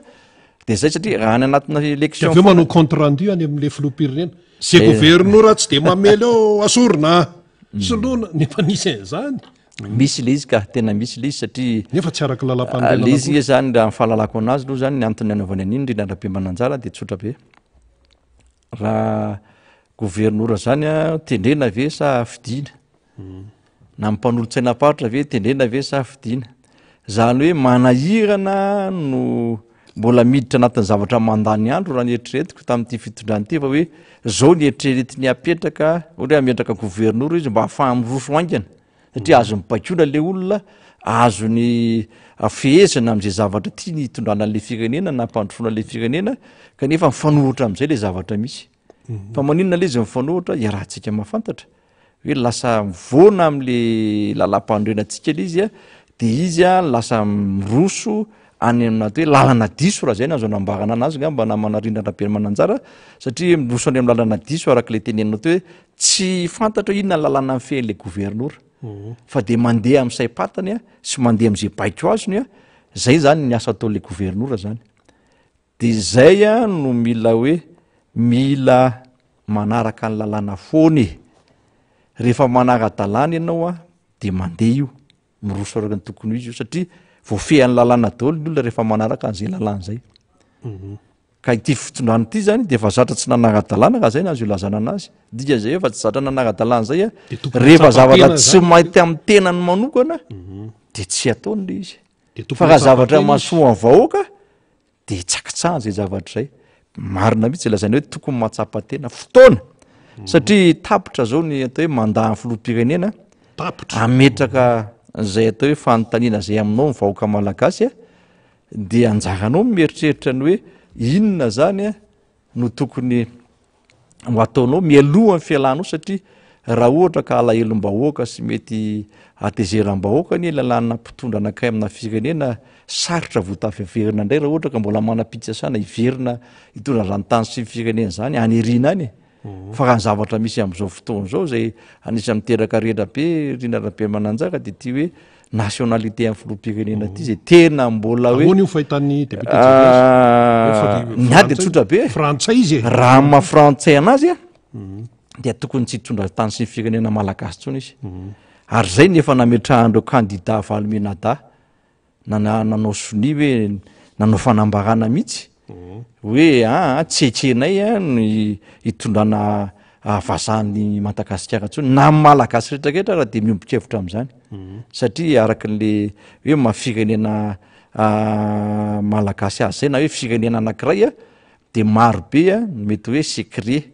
tokony tsy ho fantatry ny any ivelany zay mihitsy le nyteny amin'ny dikan'izay zavatra ray a raha ohatra ka vazaha no mitondra le firenena mazava ho azy fa tsy tombotsoa amin'ny malagasy mety hipetraka ao fa mety tombotsoa an'le firenena zay manana lehibe zay misy lehibe eny ao misy lehibe any manana lehibe any izy Macron zao ny lehibe any de zay zavatra ray a tsy ho azo ekena ary tsy mifanaraka amin'ny lalàna mihitsy io moa zany arak'le tenena hoe efa tsy zatra tsy manara-dalàna mpitondra atsika hatramin'izay mbola hanao forsinina ihany ve izy anjara an'izay tsy anjarako mamaly an'izay a fa anjara mamaly an'izay zavatra mantsy izy nylatsaka de ka tamin'ireo mbola tsisy nalaly tsisy nahafantatra na ny tena zao raha tsy nahafantatra an'izany ary ty moa zany de magaga hoe iza ny namoaka an'io zavatra io zay mantsy le fantatra ahoana no tsy fantatra hoe iza ny namoaka izy nalalanyoko izy mahalala an'izay a frantsay namoaka namiy anazy an'io koa mahafantatra an'izay any la France zay tsy fa zay ny zavatra mahavariana hoe mety efa frantsay mihitsy koa ve mety efa tsy tiana azy ve gazety frantsay am'izay de zay zany tsy anjarantsika mamaly an'izay zavatra fa ho ana manokana zany aloha de tokony malagasy tena hoe manana zoam-pirenena malagasy fotsiny a ny tokony hitondra amin'ny firenentsika ny antony a dia rehefa tena hoe matsapa tena fa malagasy nge de tena malagasy nge zavatra olona olofo amin'ny olofo amin'ny malagasy zay a de tena hoe mifampitsinjo ary na sotoavina malagasy zany tena zava-dehibe zany na hoe misy tsy manana raha tsy mahazo de mba mindrana de mahazo fa am'izao fotoana zao nge mahavariny e ka ny feo an'iza zany no ienoany Andry Rajoelina ny feo an'reto mpikopaka milatsahy anao président fa tena mbola vita anao sa le feo an'le avato hoe zao ny résultat amin'ny firenena ianao frantsay raha tena endry izy zany mila mandiny tena sy mahatsapa-tena zay mihitsy le izy ho an'le manodidina anazy nge zaran'ny foany président eo e satria izy zany mety manana ny intérêt personnel le olona manodidina mba nety ny fiainany nety ny fiainany na mety tsy fantatra ihany koa zay zavatra misy ihany dia tsy anjaratsika mijery an'izay moa rina rabe-mananjara fa hoe mety am'le izy de ataony de apprécier foa le filoham-pirenena nefa mety efa sahira-tsaina ihany satria raha azony zavatra misy vaovao mandeha de tena hoe anisany efa atao hoe bloqué ny filoham-pirenena am'izao fotoana zao zay le nitenen'le namana zay za le tsy teo eo amin'ny toerany rajoelona mihitsy ka zay zavatra zay le teneniko teo mila le fanetretena moa satria io raha tsisy hevitra ny fifampiresany rehefa mifampiresaka de mahita vahaolana rehefa mifampiresaka de mahita foana hoe ahoana ny fomba anaovantsika an'ity zavatra eto amin'ny tany sy firenena tikatra na mpivady ary amiady mifampiresaka avy eo de miombona ihany de zay natako hoe malagasy foloha fo rehefa mifampiresaka eo famela hely koa amin'ny makristiana satria mpanao politika koa milaza tena hoe kristianina daholo koa amin'ny filohantsika rehetrarehetra sy reo mpanao politika rehetrarehetra reo ka tokony ararotany rehefa nambarana nataon'ny FFKM reny ndao hiavana ndao ifampiresaka tsy mamenatra zany tsy mamenatra mihitsy zany fa tsisy an'izay zavatra zay ary za zany mbola miombokevitra foana ny tena koa moa kristianina de tena hoe rehefa mandray ndraikitra ny fiangonana tsara ihany enona tsara ihany mba manatanteraka an'ireny tenin'ny mpitandrina tenin'ny mopera tenin'ny pastera reny satria reny teny reny koa tsy hoe avy amin'zareo fa mety avy amin'Andriamanitra ihany koa nahafahana nanatanteraka an'ireny fotoanandoha reny ary indrindraindrindra hoe tolotsaina avy amin'Andriamanitra ihany koa nanaovana an'ireny fanambarany reny namanarina rabe-mananjara ianao moa zanaka pastera ihany koa hafa ihany hoe manakina ny fiainana amin'Andriamanitra itsika kristianina de irarina moa zany mba hoe mba hiasan'ny mifanahy zay le izy hoe mba hiasan'ny fanahy zany ao anatin'ny tsirairay hoe inona ny mahasoa inona ny tsy mahasoa de mahafantatra ny fanapakevitra raizana fa na zany na tsy zany ny député jerina andre milaina ny mpanohana ny candidat président Marc Ravalomanana fa miroso miatrika ny fifidianana inona zavatra mitranga eo ny fananganana ny KMMR ahoana ny aiza ho tsika zao ya zavady raha ny atao hoe KMMR na komity manohana amin'ny Marc Ravalomanana dia efa nolazaina izy io tamin'ny congrès tenen'ny président Marc Ravalomanana hoe atsangany daholo ny KMMR fa za ty efa candidat manaika ny fanany fangatahany vaoaka malagasy am'izay forotsahana ho filoham-pirenena zay indray dia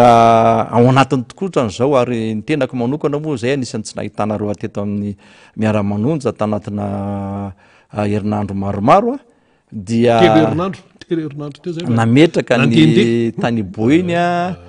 nametraka ny tany amin'ny faritry Betsiboka ihany koa dia fatafapetraka soamantsara ny tany ary anisan'ny mahafinaritra na ny atao Tananarivo na ny any faritra namanarindra rabe-mananjara fa maro reo olona zay miazakazaka makao anatin'ny atao hoe rafitra na KMMR na komity manohana Marc Ravalomanana dia maro reo olona ary mizavatra nametra-panontaniana ary nanahitra ny rehetrarehetra le mpiambana tokotokotry Madagasikara reo dia maro reo avy any amin'ny atao hoe ekipa niaraka tamin'ny fitolana teo aloha am'izao no mirona makaty amintsika zany tsy mamenatra miteny an'izany satria matsapa ihany koa izy ireo fa diso lalana matsapa ihany koa izy ireo fa tena tsy mandeha araky ny eritreretana azy ny fitondrana am'izao fotoana zao voafitaka kilazay ny rina zay dia tena miazakazaka ary tena mandondombaravakana daholo na ty amin'ny distrika Navaratrano de misy an'izay zavatra zay isorana an'izy ireo zany ary tena anisan'ny tena hoe zay le fahatsapantena zay araka le tsy letsika teo rina rabe-mananjara hoe tsy nety ty zavatra ty de andao ifanantona andao ifampiresaka zay le tena ilaina arak'izay voalaza teo hoe PDB reo namana zany tena hoe hiditra anatin'ny KMMR dia nisy fandaminana moa zany hoe misy nzara maromaro ny solombavamboaka miaraka amin'ny bureau politika mankany amin'ny faritra zany mametraka an'ireo KMMR reo ka ny tany boiny sy nizy teo Betsiboka zany fa tafapetraka soba tsara miarabanareo manokana ary anisan'ny mahafinaritra ihany koa fa tonga de nandraina indraikitry nareo tonga de efa nindroso tamin'ny asa zay nankinina taminareo dia fa fisorana be dehibe no atao mbola ho avy moa ny fifidianana sy ny pré-campagne de mbola hitantsika io ihany zany ny toy andreny resaka ny fampiresahandreny fa mitodika manokana ty amin'ny honorable Rambosalama sy honorable Ialaratsimbazafa zay any amin'ny faritra atsimo atsinanana nefa nanao Moromanizy fa nanao taty Ambositra sy ny Fianarantsoa de any Vangaindrano sy Manakara ihany koa izy aveo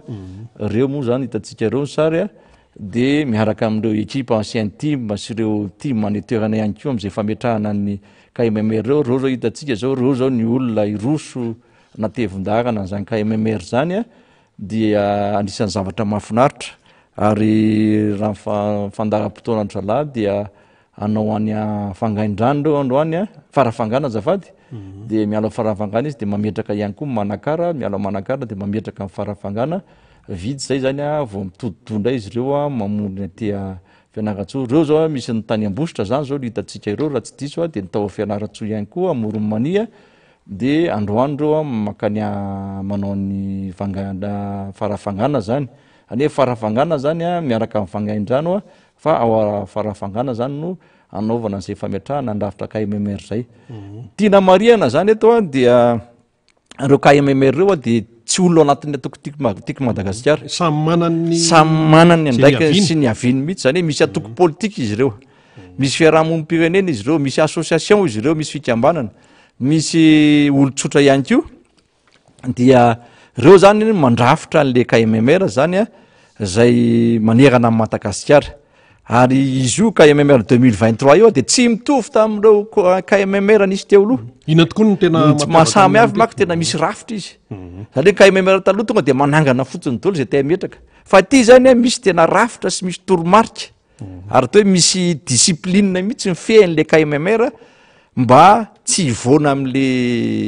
inona moa zany le tanjona zay napetraky ny atokotiky Madagasikara zany de ny mpandrindra zany misy mpandrindra anazy tsy président ny ao anatiny na vice président fa eo tena mpandrindra voalohany de misy mpandrindra faharoa zany na inona moa zany coordonnateur zany coordonnateur 1 voalohany zany de coordonnateur adjoint de aveo misy ny ECA de misy ihany koa ny trésorier zany anatin'le izy de aveo misy mpanolontsaina reo mpanolontsaina zao no mandrafitra le commission arakarak'izay commission atsangan'zareo zany de zay zany le firafitra izy de ny aorinan'zay zany re le olona hitatsika sasany teo zay tsy ao anatin'le pro zany tonga de efa membre d'office ao anatin'le KMMR zany zay olona tsy voafidy ao anatin'le pro zany ohatran'izay zany le firafitra le KMMR namana rindra rabe mananjara fa manentana atsika ny any amin'ny faritra any fa ho avy ihany daholo reo namandreo ametraka an'izay KMMR zany ny antsinanana koa fa misy apahany vita fa mbola mpametrahana anazy vindravindrana zany de amin'ny herinandro ambony iny fa tafapetraka daholo KMMR eraky Madagasikara fa manangana le KMMR national zany sisa natao eto amin'ny faritra Antananarivo tsitsatsetsa tsy hatrany ahoana ny antsika ovaradrano ny antsika ovaradrano eo mpanomanana mihitsy rehefa miezaka mandray an'ireo olona zay andrafitra le KMMR zao ny distim miaraka amin'ny tenako ihany koa dia eo mpanangonana an'ireo olona satria marobe ireo olona zay ho avy ary ty tsy mamenatra mihitsy ny tena ty fa misy olona trany avany andafy ara mba mangataka mihitsy aloha mba ho avy zay amin'ny herinandro de mba hiditra ao anatin'le KMMR ihany koa zay moa zany ilaina le fifanoloran-tanana sy le firaisankina satria le KMMR zany no ahafahan'ireo atao hoe olona tsy ao anatin'ny atokotiky Madagasikara misehatra ao anatin'izay hoe fanohanana président Marc Ravalomanan'izay zany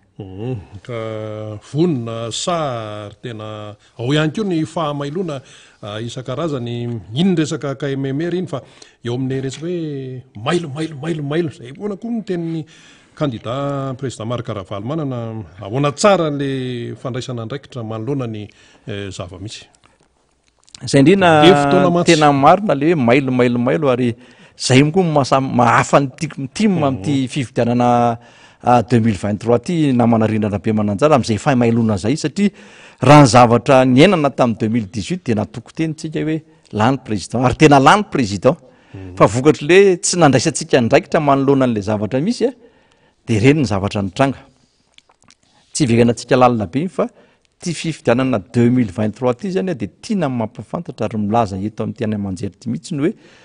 efa vonona tanteraka ny atokotiky Madagasikara sy ireo KMMR sy ireo mpanohana hatrany amin'ny RNDM io resah koa ankandida maro karavalomanana ary ny atao hoe zavatra mety endrika ho fangalaram-bato na endrika mety ho fanokorotanana an'ireny fifidianana ireny na endrika mety samy hafa zany amina hoe fiatrehana ny fifidianana indrindraindrindra ny amin'ny resaka hoe ala-batony teneniko teo efa fantatra 10 efa fantatra 10 daholo de efa vonona zany atokotika Madagasikara andrainy andraikitra ary iady am'izay mety hoe fangalaram-bato zay na ihany koa amin'ny hoe mety fanakorotanana nynivon'ny rembirao fandanjaham-bato reny zany zany hoe ny zavatra mikimaky mety ataon'zay mieritreritra manao an'zany efa fantatra milo daholo zany na manarina mampimananjara dikan'izay zavatra zany tsika zany ohatra ny vaksiny zany efa fantatra milo ny aretina de efa nanomana vaksiny tsika mba ahafahantsika misoroka ny zavatra mety hitranga zany ahoana ny satria mantso mandeha be le resaka hoe misy mampiasa olo-panjakana misy mampiasa fitaovam-panjakana misy zany mampiasa fahefa-panjakana misy zany am'izao fotoana zao any ananonany tena misy zany am'izao fotoana zao ary atao hoe fandrahonana andrese fokotany reny ara sy hoe tena fibakiona andrese fokotany reny hitantsika ny amin'ny ena manjery hoe na be ny tanàna raha hoe tsy manaiky mandany filoham-pirenena am'izao fotoana zao indray dia hotsoana aminy re motony zaraina reny sy reny zavatra mety fahameza tonga hatramin'izany misy an'izany zavatra zany meko tsy meko ka zay anisan'le tsy fanaran-dalàna daholo ihany de zay zavatra zay zany no anisan'ny manahirana raha ohatra ka tsy mitandrina zany fa io ne ninina zavatra misy samy hotsarainy ny vahoaka malagasy amin'ny fifidianana io indra hoe hoanareo kandida filoham-pirenena de tena mila mametraka tsara hoe mba zavatra tsara no apetraka amin'ny firenena mba zavatra tsara no atao hoe amaranana an'izany mandat zany mba tsy isina sanatria ohatra zay foana manko hatramin'izay taloha efa vita ny fifidianana misy foana ny fifanenjehana misy foana ny fifanenjehana satria diso fanao andolo-po be loatra diso tsy misy fifampiresahana ihany ko raka le lazaina teo de mifampianatra anatriavina ary zay nisy oloko manokana président Marc Ravalomanana président Ravalomanana zany tsy mba olona hoe eritreritry ny anao valifaty tsy mba olona mieritreritra ny hoe za rehefa ohatra zao de anao an'izao ary voapirofo zany hitapoko-pirenena zany tamin'ny 2018 na de naresy ary izy de nanaiky nanetry teny izy hoe alefaso raha mba tsy isin'ny korotany eto amin'ny tany sy ny firenena fantatry zao tontolo zao zany am'ty ndray mitorako ty zany aza mieritreritra ko hoe anao valifaty président Ravalomanana tsy tompoko ary fantatro tsara le nangainy haiko tsara ny fomba atao hoe fomban'izy iny sy ny hoe fomba ataony amin'ny olona fa izy natezitra aminao eo reo vitivity eo zay de efa lefy ary tsy manao andolo-po am'izay izy ka eo tiako itenenana ny retraretra hoe aza mieritreritra hoe président Marc Ravalomanana mbola andeha hanao valifaty tsy isy zany tompoko fanarenana firenena zao fanarenana firenena sy fitsonjovana ny vahoaka malagasy ary tena mampalahelo azy raha mifahantrany vahoaka malagasy am'izao fotoana zao be de be nye reo olona retraretra zay tetezina faritanytany tena hoe vonjeo président tsy misy afa-tsy anao ihany navitra nyty firenena ty tomany ary tena mampalahelo misy mandoalika sy retraretra tena mampalahelo hitantsika ny amin'ny ena manjery zany zavatra zany ary zany zavatra zany no mahatonga président Ravalomanana tena mijoro ary isorana an'ireo atao hoe komite manoana sahady sy ireo olon-tsotra reo atoko politika zay atao hoe mitovy jery amin'ny atokotika Madagasikara tena hoe matsapa ny fahony vahoaka malagasy ary indrindrindrindra tena hoe vonona ifanoana ifanampy amin'ny président Marc Ravalomanana amin'ity fiatrehana ny fifidianana 324 ty ndetsika député Jerry Andremolaina iresaky kely sosialy fidiran'ny mpianatra azo antoka mihitsy ary azo inona mihitsy hoe amma député anareo moa zany de miazakazaka makany aminareo ny olona vonjeo zay député zao nefa nareo mpanao lalàna nareo koa nefa tsy afaka ijery fotsiny an'le olona tena ao anatin'ny fahasahiranana mihitsy zao le eo amin'ny tontolo fidiram-pianatra misy sekoly zara raha misy manao rescription sekoly tsy miankina ny ray aman-dreny tena hoe misy sakrena amin'ny fomba fiteny zany hoe raha efatra ny ankizy de ndroa ihany mandeha mianatra mandrolo tena aloha tsy miditra sekoly tsy mandeha amin'le memidina zany lay tontolo mpanabeazana neneny ambaratonga ambony moa zany de efa io izy io mikatso tena mikatso fa zay ny azy io lazananary ary marina ny voalazanao teo fa rehefa vanim-potoana fidiran'ny ankizy an-tsekoly tokoa de tena maro reo ray aman-dreny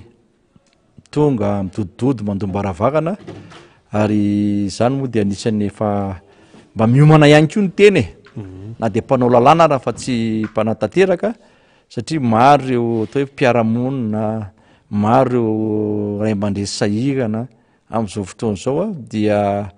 miomana any amin'izany ihany dia manantona an'ireny malala-tanan'ireny ihany koa ny tena mba mitaraina mba mijery tolo-tana saotr'izany a dia tena maro izay lazaina hoe misy ireo olona tonga mandondombaravakana mba mangataka mba ampio zay amin'ny fidiran'ny mpianatra sy nydretrarehetra dia manomana kely arak'izay tratra tamin'ity indray mitoraka ity moa zany dia hoe niazahana ho amin'ny commune 9 Avakadrano tsy tena hoe mahafapona mavita mpianatra rehetrarehetra fa reo zay tena hita fa tena sahirana na hoe kamboty a na hoe reo tena hoe tena ray aman-dreny sahirana zany a no nanomanana an'izay zavatra zay de tiako ambaka zany hoe mba tsy malahelo zany le olona mbola manana ka entiny manana kely sy manakatao kely aloha fa aloha rehefa tena le mba tsy manana mihitsy aloha no metsika amin'ity a nahazo daholo ny commune 9 eto Avakadrano isorana manokana an'ireo olona zay nanome an'ireo fitaovandreo ihany koa zany a fa tena mahafinaritra satria mifampitsinjo samy malagasy a de zay ny tena zava-dehibe de zay moa zany ny tena tokony nataon'ny mpitondra rehetrarehetra ihany koa hoe zay sy fitsonjovana amin'ny vahoaka malagasy mitaiza ihany koa ny vahoaka malagasy mba hifampitsinjo na manarina rabe mananjara satria amin'izao fotoana matsiarotsara ny kit scolaire tamin'ny président Ravalomanana raha tamin'ny andron'ny président efa gratuit daholo zavatra rehetrarehetra fa mino fa mbola hivera zany na manaritra be mananjara amin'ny 2024 ary raha mivinavinana asa misy de tena ao anatiny zany hoe resaka fampianarana zany a mihitsy matoky fa rehefa eo président mandeha daholo zany rehetrarehetra zany ary vovany olo amin'ny malagasy rehetrarehetra mino ary matoky an'izany ny tena koa fa tena ho tanteraka zany eny ary mamaraparantsika député Jerry Randriambolaina iny moa zany tsy maintsy nyresahana fa nareo zao eny mety amin'ny mira-pirenena aloha efa tapitry moa ny fivoriana raha ny tokony izy hoe ao anatin'ny fanaovana tatitra eny amin'ny vahoaka manahoana sy manahoana ny fandaharam-potoana sy ny sisa sy ny sisa mitatitra iny efa manomboka manao tsikelikely fa ny olana fotsiny moa zany amin'ireo famorim-bahoaka be a zay mbola anisan'ny manahirana de zay ny zavatra rehetrarehetra fa raha ny zavatra izy tokony mandeha foana zay zavatra zay a efa nanao ihany ny tena ko ary mbola mity moramora le fanaovana zay tatitra zay eo ihany koa le ararodiko eto le resaka siady zany a dia reny koa zany de efa miezaka manolotra an'ireny eny amin'ny commune rehetrarehetra eny zany zahay zao a zay député miralahy ihany koa dia midiny fotony a manolotra an'ireny zavatra natao tamin'ny siady reny satria nenay moa siady zany de tena hoe hoentiny eny ina anaovana foto-davitra asa ho an'ny vahoaka aloha tsy vakely aloha le resaka siady fa sao de misy tsy matadidy le CLD taloha zany le siady le CLD taloha le siady a de nenay moa zany efa mivoaka iny tsy tsara mampafantatra an'izay a efa maro ireo commune nahazo ary tamin'ity indray mitondraka ty zany de nangataka daholo zany ny commune rehetrarehetra ihany koa hoe be dia be loatra ireo foto-davitra asa simba eo ihany koa ny resaka tsy fandriam-pahalemana de siady tamin'ity indray mitoraka ity zany tena hoe natao éclairage public zany de tena hoe nametraka jiro eraky ny commune 9 de resaka ciment sy zavatra momban'ny hoe ahafahana manao foto-davitra asa zany Avakadrano zany de maro moa reo hoe mbola manangana tsena ohatrany amin'nosy Avakatra zao manangana tsena ny Viliazo any misy école atao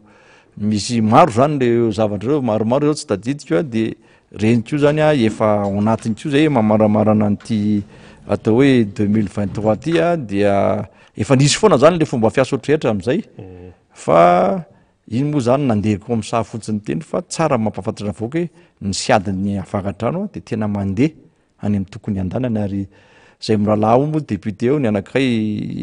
IRD teo aloha zany a fa zao izy efa vadika MMM izy koa moa zany MMM fa nanomana ny fitondrana amin'izao fotoana zao de efa natsapa an'izay tsy fitezana koatra reo de niala tao a de le fiaraha-miasa aloha hita hoe mirindra mandeha araky ny tokony izy zany satria tombontsom-bahoaka dia tsy maintsy foana atao foana zay hoe aiza maromaro tsiraisana ahafahana mampandroso ny aty amin'ny tontolo sy ny distrika misy antena zany de zay moa zany ny zavatra misy namanarina mananjara raha ny zavatra nolazainao tao fa ny amin'ny ty atao hoe fivoriana ara-potoana ny assemblée nationale zay tena hoe atao hoe ao anatiny fifidianana zay ny tsy fantatra hoe mbola isy lalàna andeha ve ao ve mbola isy zavatra mitranga ve amin'ny fotoana raha tsy diso amin'ny oktobra iny session ordinaire volana mahery eo zany sisa de hitatsika ndraiky moa zany nyfandezeretraketra zay fa tsetsatsetsatry atra zay zavatra zay fa zay nga manazo ambara fa dia mametraka ny veloma mandrapitafa amitsika rehetraketra indray a namana faniry koa moa zany efa hitako efa tonga ihany kio a mbola hiady hevitra aminareo izy Rinarabe Mananjara makafaka ny zavatra misy ihany kio a fa ny tenako no ametraka veloma sy mandrapitafa amitsika rehetraketra indray eny ary isaorantsika ny député Jerry Randriamalaina zay député vita amin'ny alalan'tika Madagasikara moa zany tao amin'ny distrikany Avaradrano nitondra fanazavana maro lafy teto amitsika tsara mihitsy ny mahafantatra ny reny ary ilaina foana ilay famerimberenana satria mety indraindray manadinidinitsika noho ny ady-piainana sisa ilaina ny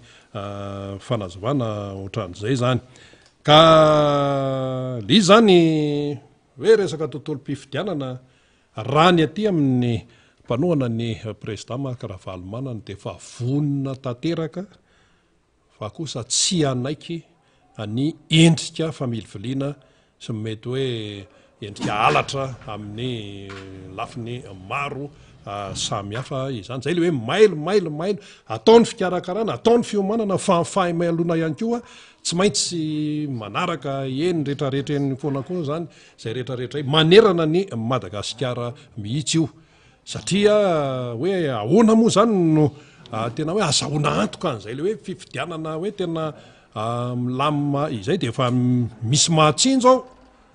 hoe misy zavatra hafahafa ao mila jerena teny zao fampiresa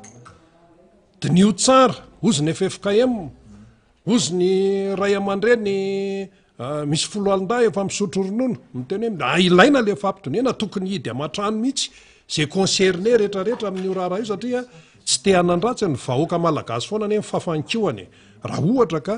tsy mandeha amin'ny laoniny izay zavatra atao zany ny vahoaka malagasy no fafa de izy zany no azo sainetretina ve hoe vokatry ny tsy firaharahiana vokatry ny hoe any ana ihany no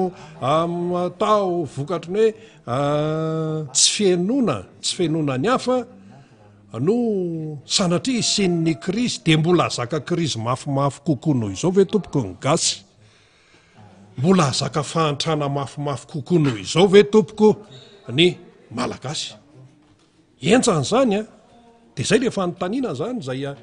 miatefany amin'ny tsirairay mihitsy a fa de io moa zany tsy maintsy mailo tsy maintsy manara-maso amin'ny atsipriany mihitsy a ny rehetrarehetra ao anatin'izay rehetrarehetra izay zany ny fotoana raha teo mandeha hatrany mirabany namana faniry raha zafy manantany tonga eto amin'ny miara-manonjy eto amin'ny MBS sy ny radio Mada zany izy moa mbola maro ny zavatra ansanina zany a dia zao izy zay vao tonga eto amin'ny plateau ny miara-manonja zany eto amin'ny MBS ny radio Mada dia hitondra famakafakana eo ihany koa izy a sy fitondrana ny tatim-baovao maro isan-karazany izany akoatran'izay moa zany efa nitenenina teo hoe ny député Alain Ratsimbazafy sy ny député Rambo Salama na ny député colonel Rambo zany dia tsy eto andrenivohitra fa mbola mamitahiraka any rehetrarehetra any mifaritra Atsimo Atsinanana mifaritra Amorony Maniny mametraka ny resaka hoe KMMR izany satria io no iraisan'ny rehetrarehetra amin'ny fanoanana ny candidat président Marc Ravalomanana zay KMMR izay ary efa araka ny fanazavana teo ny tena atao matianina tsara mihitsy izy ty atao mipetrapetraka tsara mihitsy satria karazan'olona maro nao anatin'ilay KMMR karazan'olona maro zay hoe tena resilahatra misy faharesen-dahatra mantsy ao ary misy foto-kevitra ijoroanao zany hoe karazan'olona maro zany samy manan'ny atokony samy manan'ny aviny fa ny iraisana de hoe ty candidat Marc Ravalomanana ty tena io no iraisana io de tsy maintsy misy zany zay rafitra izay napetraka zay ary io tsy tenitenena fotsiny hoe aparitaka manerana ny nosy zany fa tena zay mihitsy le izy a tena mahazo ohatrany mifotony rehetrarehetrany mifokotany sy ny rehetrarehetrany fa tsy aty amin'ny laingondaingony te fotsiny de hoe de ahoany zay zany aty zay no anton'ilay organisation tsy maintsy apetraka zany hoe candidat président Marc Ravalomanana an'izany tompoko amin'ny resaka hoe fandaminan-javatra de efa zany ny lohany zany fandaminan-javatra mipetrapetraka daholo ny zavatra rehefa mikarakara zavatra de tena atao amin'ny tena izy tena atao matianina fa tsy hoe zavatra hoe kitsaingotsaingoka tiptopy zao ny lalany eto Antananarivo de tiptopy satria hoe anentsika ZDSIL satria zao de tiptopy dia hitatsika amin'izany zany ilay fomba fiasa ao anatin'izay resaka tontolon'ny firenena izay ka de fotoana moa zany mandeha efa kely sisa de farana ny fitaom-piasany Andry Rajoelina dia manaraka akaiky isika menakavy mirabanao namana faniry Razafy Manantany tonga eto amin'ny fandarana miara-manonja MPS Radio Madany dao ary satsisy sady miaraba no misaotra ny rina nanokatra amin'ny fandarina misaotra ihany koa ny soloam-baoka Géry Randrimolaina voafidy teny Avaradrano zay niaraka teo rina nitondra ny fandalinana famakafakana sy ireo fizaram-bavao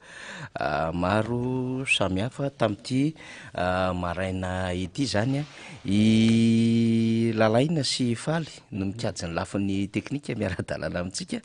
de ny namana mpiara-miasa ao amin'ny radio Mata ihany koa de isaorana izy ireo zakakitsika fa tsy maintsy manao ny fizaram-bavao amin'ny namana ny tenako de tsy maintsy mikirakira kely satria misy zavatra maro zay tokony fampizarana de alefa any amin'ny faly izy amin'ity maraina ity maro aloha zany ny vaovao rehetra fa amin'ity androany ity zany de hatramin'ny fanalen'andro de eo le hoe semaine décisive zany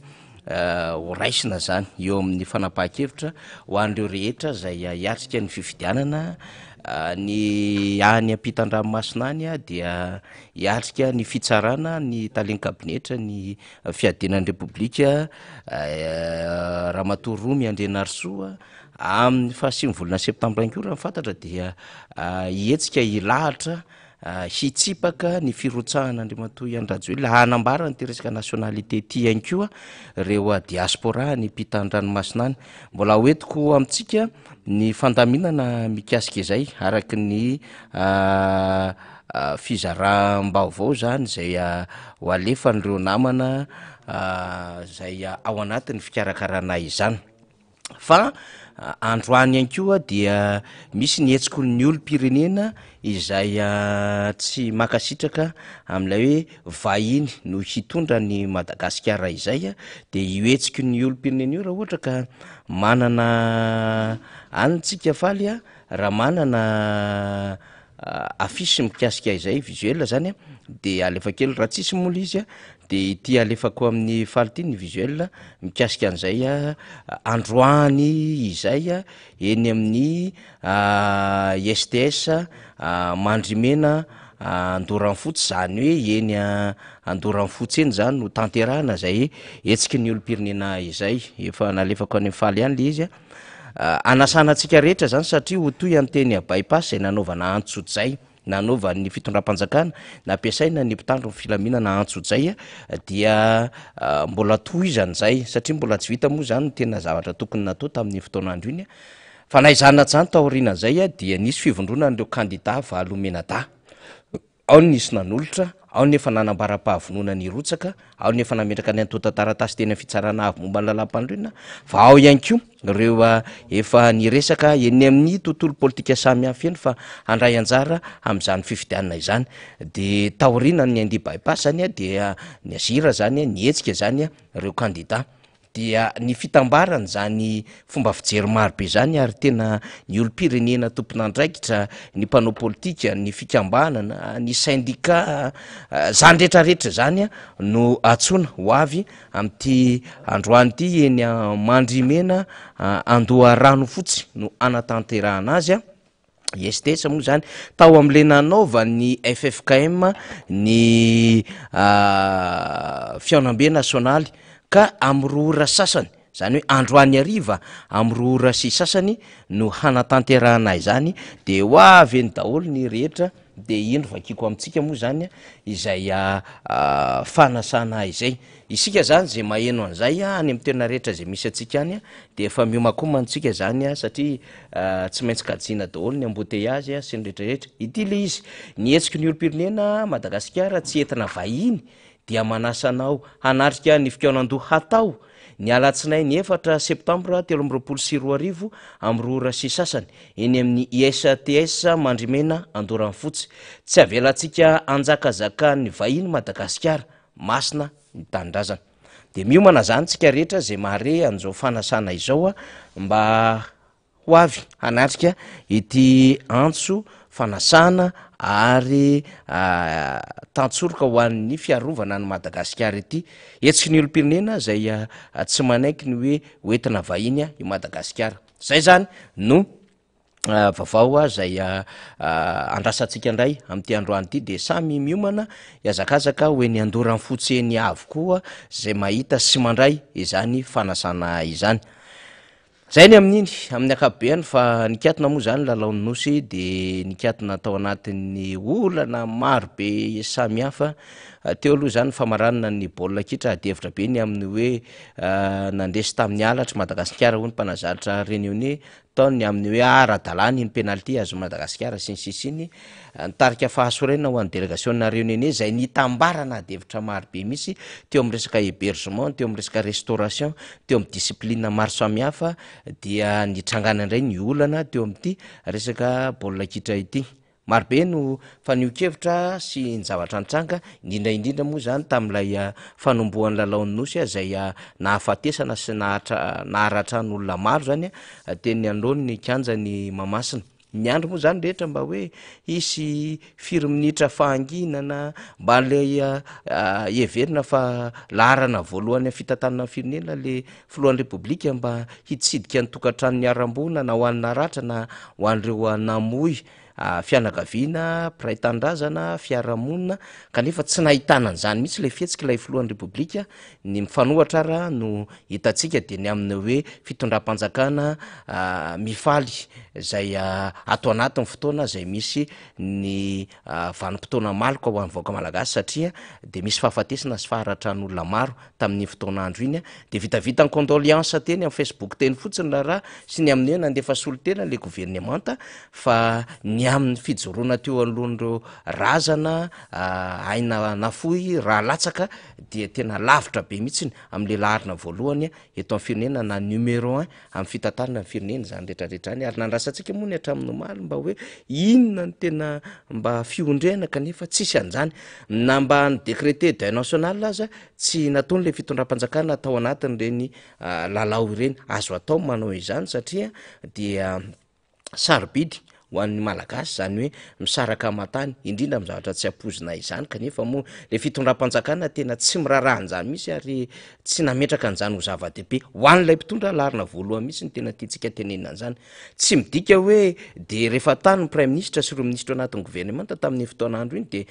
maivamaivana am'izay le raharaha kanefa organisation mpanjakana mihitsy le izy ny fitondram-panjakana ny filoam-pirenena zay nandeha nitety an'ireny sity nanaovana hetsika ara-panitanjahanteny reny de velontsika fa afaka ihany ko izy manainga ny tongony mba nitsidika an'ireo tokantrano zay nidona-pahoriana raha ohatra ka nanam-potoana ihany izy nandeha nitsidika an'ireo sity samihafa zany zay ny atrehana ny lalao tsy zany zavatra am'izay fa zavatra mifanohatra am'izay mihitsy ara ny amin'ny hafaliana tsy mitratra foana isan'andro san'andro de mbola miraikitra grave ao anatin'ny fomba vahoaka malagasy ny sainy vahoaka malagasy izany fihetsika ataona mpitondra fanjakana izany amin'ny hoe hatramin'rovina sy amin'ny vanim-potoana ohatrany ahoana no mahatsiaro ny piraitan-drazana aminy ny fitondram-panjakana fa etona na eo ara ny organisation kitoto na eo ara ny organisation tefimaika sy tandrametatra na eo ara ny organisation na fikarakarana izay tsy nahafaly an'ireo délégation na nandray anjara teny ampiandohan'ny fahatongavan'izy ireo sy ny zavatra nitsanga tena nelanelan'ny lalao maro samihafa dia arabaina ny atleta sy ny staff teknika zany na atody somatsara ary niady tena hoe eto an-tanàna le zavatra natao dia niady nanao niezaka rehetrarehetra satria mazava ho azy rehefa eto an-tanàna moa eto avokoa ny spekta na ny mpanoana mba tsy hoe anao déplacement de lavitra be raha ohatra ka ny Maurice na la Réunion na Seychelles na Maldives na Comore na Mayotte na natanterahana an'ilay lalao fa mba hoe eto an-tanàna de mba nanao organisation familiale ny fianakaviany reny atleta mpandray anjara reny sy ireo staff technique maro samihafa na ny club ihany koa ny poirany reny atleta zay andray anjara tamin'ny Jeux des Îles ireny de afaka mba nanatrika an'ireo fianakaviany ny oby ny tehaka nanao zay hoe apport moral izay hoentina manoloana ny lalao zay nataon'izy ireo zany tamin'iny 15 ny volana aogositra ka tamin'ny 17 ny volana septambra teo iny de nafinaritra satria vokatry ny ezaky ny mpilalao sy ny staff technique mbaratsika tsara so de isy anao récupération politique ndraika hoe organisation d'état reny tsy mbola nisy hatram'izay efa nandrobaka ny larina voalohany fitondram-panjakana ny atleta malagasy tsarony rehetra zany ary efa nisy fotoana koa nandrobaka ny larina faharoa ary efa nahazo médaille volamena anisany natahorana foana taty Ranomasimbe-Indiana i Madagasikara tamin'ny lalon'ny nosy fa vokatry ny ezaka ataon'ny atleta aloha voalohany indrindra ny fahombiazana ary ny staff technique dia miara mikondo mikatrika ao anatin'izany le zavatra raha teo natao teto an-tanindrazana zany de miara mifandrimbonao daholo ny atleta ny staff technique ny club ny poiran'ny atleta ny fianakaviana ny namana samihafa ary ny malagasy zay tena pakafy andreo ataranja ary mieritreritra fa hoe ampipopirneny ty ninninona tsy fahaizana mikarakara n'le fitondram-panjakana tsy maintsy metosika toanana ara-moraly reo atleta malagasy nandray anjara de arabaitsika zany atleta sy ny staff technique zany zay nahazo ny medaly tam'ireny etsika reny na medaly volafotsy na medaly volamena na medaly volafotsy na medaly alimo zany satria raha tsy niezaky ny atleta dia ho zava-poana ihany fa tsika moa zany de hoe tsy miatehatra mihitsy am'le fitondram-panjakana sy le goragoram-pitantanany lay tandrametaka maro samihafa reny efa fantatra fa ohatr'izay izy fa ny fomba hijapiny ao anatin'izy am'izay zany zao am'izao fotoana zao no efa tarataratra eny de hoe ara-dalàna ny organisation de ny amin'ny hoe tena ny fikirizan'ny fitondram-panjakana te récuprise ara-politika ny am'izay trangan-javatra rehetra fa zay ny tenentsika hoe aza fangaro amin'ny ezaka sy ny tena fahasairana ny atleta zay hoe tsy ampy regroupement tsy ampitohana samihafa ny zavatra zay nataon'le fitondram-panjakana fa tena samihafa zany sasanangy samihafa ny ezaky ny atleta ary hafa mihitsy ny ezaka sy ny mety hoe fandaminana zay nataony teo anivon'ny fédération zay anampy reo atleta solotena ny Madagasikara sy ilay fitondram-panjakana tetykilany zay nanao ny didoany amin'ny fomba ikarakarana amin'io satria nieritreritra fa tena mahay le fitondram-panjakana lafin-javatra maro dia nisy fifandonana mirindrina samihafa lay fikarakarana zany ka tsika tsy jery ny an'le fitondram-panjakana fa izy de isitona amin'iny amina angla politika fa ny tsika indray de hoe niezaka nataon'ny atleta navavy na lahy tamin'ny isa-taranja dia arabaitsika everitsika fa mba iraikitra ho an'ny tantara ho an'ireo atleta izany hosoratan'izy ireo eo anivon'ny fianakaviana eo anivon'ny firenena ihany koa ny amin'ny hoe tena nandray anjara ary nandrombaka medaly na alimo na volafotsy na volamena noho izany amin'ny anarany ekipa rehetra tompoko dia arabaina ianareo atleta malagasy ianareo staff technique ny fédération zay nandro namasaka ny totona fotsy ary tsy nikely soroka nanao zay tsy ampitrangamena hatramin'ny Madagasikara teo anatrehan'ny fifananana maro samihafa ka nahazotsika reo medaly samihafa ary ny larana voalohany na de teo aza ny olana maro be zay nysedraina sy ny antsony reo tompon'andraikitra samihafa ho an'ny vahoaka malagasy sy ny firenena moa ireny fahombiazana ireny dia ampifaliana no iarabana amin'ny fahombiazan'ny atleta sy ireo staff technique sy ny fédération izany zay ny amin'iny tsy azotsika nydingana zay satria événement farany herinandro nandrasany rehetra de hoentina eo anatreha ny fandaharatsika zany ny arahaba zay tena ombana ny firaretso ho amin'ny ezaka rehetrarehetra objectif miakatra trany tsy ny Jeux africains fa miandry atsika ihany koa ny Jeux olympiques de mbola misy ihany koa raha misy ny ambonin'izay ny amin'ny hoe fifananana mondial eo misetra isam-pirenena ny atletisme avy zao vao natao teo tany Bucarest de mba mahafaly atsika foana no mahita hoe rehefa tafiakatra amin'ny sehatra ambony Madagasikara ka reny zavatra nataontsika tamin'ny Jeux des Îles reny zany ho anareo atleta dia atsaraina ny zavabita mba hahafahana zany mitady an'le record makany am'les jeux africains makany am'les jeux des îles non les jeux olympiques sy makany am'lay sehatra fifananana iraisam-pirenena mondial zany ny tondratsika ny fanazavana satria mbola miodikodina ihantsika am'le resaka hoe ahoany ty vazaha hitondra ny Madagasikara ity inona ny fanapaha-kevitra raisin'ny malagasy betsaka ny zavatra efa noresahana momba izany ary isaorina manokana ny namana mpano gazety izay afaka niaraka ny fampizara ny fomba fijery tamin'ny fandarina manokana tamin'ny farany herinandro teo ny mpano gazety Fidèle Razarapiera ny mpano gazety Arfid Ramanandray be ny mpano gazety Ivrisara no niaraka ny fampizarana zay hevitra zay rehefa misy sy malalaka amin'ny fotoana de anaovana famitenana amintsika ihany no andefasana an'izany sombony faneho-kevitra zany satria ny tenanay no anisany nandray anjara tamin'izany fandarina manokana izany de isaorako manokana ianareo zay nandefa ny fakasitrahana sy fisaorana tamin'ny fandraisantsika anjara tamin'izany ny tolo-kevitra avy amintsika maro samihafa ity motolona iombonana satria Madagasikara ho an'ny malagasy Madagasikara afaka ka tsy hoentina vahiny satria tsisy dikany ny tolona nataon'ireo razambe atsika tany aloha rehetra tany raha ohatra ka nanaikytsika ny amin'ny hoe hozanahan'ny mpanjana tany Madagasikara raha nanaikytsika fa entin'ny vahiny i Madagasikara de mazava ho azy zany misy an'ireo délégué général misy an'ireo gouverneur général zany hitatana ny Madagasikara satria tamin'izany fotoana andro zany de misy an'ireo gouverneur nomena ndraikitra hitatana ny Madagasikara akoatra ny fanjakana frantsay zay nanjanaka ny Madagasikara ka rehefa mahita ny zava-misy amin'izao fotoan'izao tsika dia filoham-pirenena frantsay fa tsy malagasy no mitatana ny Madagasikara de miverina tany amin'ny tantara taoriana ny fanjanahantany rehefa tafiditra teto zany ny frantsay ka nanjanaka ny Madagasikara de nametraka reo gouverneur izy hitatana an'ity Madagasikara ty de endrikendriky zany sary zany no hitantsika satria any no mibaiko lavitra any amin'ny 13 000 kilometra no mibaiko ny zava-misy aty Madagasikara zany no hijoroany rehetra amin'izao fotoana zao hoe hetsiky ny olo-pirenena tsy makasitraka ny hitondrany vahiny tsy ny amin'ny hoe mitaky ny famerenana ny fiandrianam-pirenena ho fahafahan'ny Madagasikara marobe zany zay hetsika izay de tahaka izany no mbola hanasana antsika rehetra ho avy eny Andorany fotsy mandrimena amin'ny rora sasany androany zany fa tsy raha-pitso na raha afaka pitso hiatrika izay fiaonam-be ho an'ny hoe Madagasikara tsy entina vahiny zany zotsika ny mieno mahafantatra ary miatrika izany fiaonam-be zany ary everina fa nylalam-panorenina anatin'izay hoe tena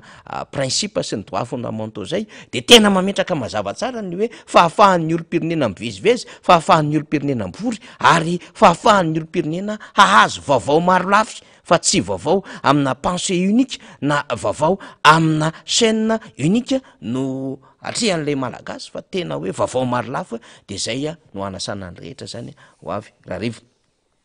momba izay resaka hoe olo-pirenena sy tompon'andraikitra samihafa eto amin'ny firenena naneho ny heviny izay anisan'ireo naneho hevitra atao anatin'ny minitra vitsy ihany koa ny filoha sady candidat Andriamatoa Marc Ravalomanana tamin'ny faran'ny herinandro lasa teo dia raha ohatra ka vonina lizy ao amin'ny namana teknisiana namana faly izay fanambarana fohy natao ny filoha Marc Ravalomanana momba izany dia ho averintsika eto amin'ny fandarina ahafahantsika indray zany miditra landanina kokoa ny amin'ny hoe zay mbola tsara ho fantatra dia hoentitsika atao anatin'izany fandarana zany ndao arafaly raha toka efa vonina efa nolazaiko tamin'ny fionana niaraka tamin'ny seny nisy fionana natao teny amin'ny votelina fa gaga toy ny latsambaratra tamin'izay fa hay ve ty filoham-pirenena ty ka mizaka zao pirenena vahiny ary ray zany izy de tena tsy salasala mihitsy ny azo ny anevitra hatramin'ny farany tamin'ny 20 fa de nandeha ampatsorana satria faux et usage de faux ny fanambarana natao tao anatin'ilay taratasy naseho tany amin'ny seny reny zany tokony nitombona tsara mihitsy reny de gaga koa nefa ny fihetsiky ny ACC tsy nalalany lisy anjarany ACC mijereny zany ka raha zany antanina roa zany tsy misalasala manasoneny reny satria tena misanty koa eo natrehany voaka malagasy ray manontolo ny filazana fa hoe zaka ny zoam-pirenena malagasy ny filoham-pirenenay ao ny fiarovana ny firenena ao ny secret de défense miaraka amin'ny tafika ary indrindrindrindra ny fiarovana vahoaka malagasy ka raha nytaninareo zany a so ny aviko lizy eny ary nalefatsika ny fanambarana zay nataony kandida marika Ravalomanana iny izy moa zany ny amin'ny hoe gaga sy talanjona ary taony latsambaratra mihitsy na eno an'izay vaovao maro samihafa zay ny amin'ny hoe tsy malagasy kay ity filoham-pirenena ity fa frantsay efa nisafidy tamin'ny alalan'ny naturalisation zany ny nanaitra tamin'ny faneho-kevitra ny filoha marika Ravalomanana teo dia ny amin'ny hoe misandoka ny vahoaka malagasy amin'ny alalan'ny fahefana lay filohan'ny repoblika zany raha za atao kely fa le alatsao kely le koazavady le satria misy eko be misandoka ny vahoaka malagasy amin'ny alalan'ny fahefana lay filohan'ny repoblika satria zany tsy nahapahafantatra ny frantsay azy izy tamin'ny taona 1440 zay raha ohatra zany ka tokony misy ny déclaration sur l'honneur na tokony misy ny tena sincérité ny honnêteté amina candidat dia nahapahafantatra ny aminy hoe nitranga 7 na nitranga 7 dia samihafa teo anelan'elan'izay le 7 dia efa naka ny fivadihana an'izay zoam-pirenena izay ny Andriamatoa Andry Rajoelina satria naka naturalisation izy ny fomba fahazonana zay hoe naturalisation zay dia misy fepetra napetraky ny fanjakana frantsay ary lavitra be le fepetra ary tsy moramora le fepetra fa azon'le izy dia nisy taratasy 20 cm tany anaty posiny dikan'izay lalàna no nahazon'izany dia misy lalàna mifanaraka amin'izay ihany koa zany eto Madagasikara hoe raha nahazo an'iny taratasy iny izy inona ny lalàna mifanaraka amin'izay hoe olona tsy mizaka na efa nanary ny zoam-pirenena izay ho an'ny malagasy fa nivadika zoam-pirenena hafa izy dia frantsay zany safidiny nga Andry Rajoelina dia lalàna samy lalàna no miresaka momba ny fizakan-joam-pirenena ho an'olom-pirenena iray zany dia tsy nampahafantariny io ka amin'izao fotoan'izao zany fantatry ny vahoaka malagasy fantatry ny fitondram-panjakana amin'ny alalan'ny androm-panjakana fantatry ny seapitsarana izany vaovao izany dia tokony asa ho tandrifiny zany ny fahefanam-pitsara tokony asa tandrifiny zany ihany koa ny ratsan'ny fitsarana amin'izay mety handinika ny raharaha fitorena momba ny Andry Rajoelina tokony asa mifanaraka an'izany ihany koa ny ratsan'ny fitsarana zay hanome azy ny taratasy certificat de nationalité mazava be zany adevitra hoentsitsika izany satria isika tsy miresaka émotion ny aminy hoe ny raisiny reny malagasy ny aminy hoe nanao musée izy ny aminy hoe ny raha ao anatiny de raha malagasy sy ny aminy hoe ny fony de midoboka ho an'ny Madagasikara émotion zany fa am'izao fotoan'izao tsika de miadevitra ny aminy hoe efa nanary ny maha-malagasy azy izy nambara moa tam'izay motifa de hoe satria noho ny fianaran-janany fiza moa tsy nampianajanaka tany ivelany ary mahafantatra ny procédure ny fomba fampianaran-janaka sy ny fipetrahana any ampitan-dranomasina ary izany tsy mahalala ihany koa ny aminy hoe inona ny fipetra takiny ny fanjakana frantsay rehefa misy olom-pirenena iray tonga taona feno taona ka nangataka nationalité na zoam-pirenena hafa amina firenena hafa tsy voasambanisy teto Madagasikara zany ary ny malagasy de efa maro be ny nampianajanaka tany ampitan-dranomasina ka tsy azo lazaina ho motifa zany hanarinan'izay satria ny olona miresaka an'izany de tsy sanatry n'izany akory olona tsy nikatona lomalemy fa olona efa nikatona lomalemy teo amin'ny faha-efapolo taonany zay nakana an'izany dia mahafantatra tsara ny lalàna malagasy mifanaraka amin'izay ny aminy hoe raha ohatra ka ampy ty fotoany ity efa ampy-taona no nangataka antsitrapo zoam-pirenena hafa dia very avy hatrany ny zoam-pirenena malagasy izay nge le ambaran'ilay andiny faharoa-ambefapolo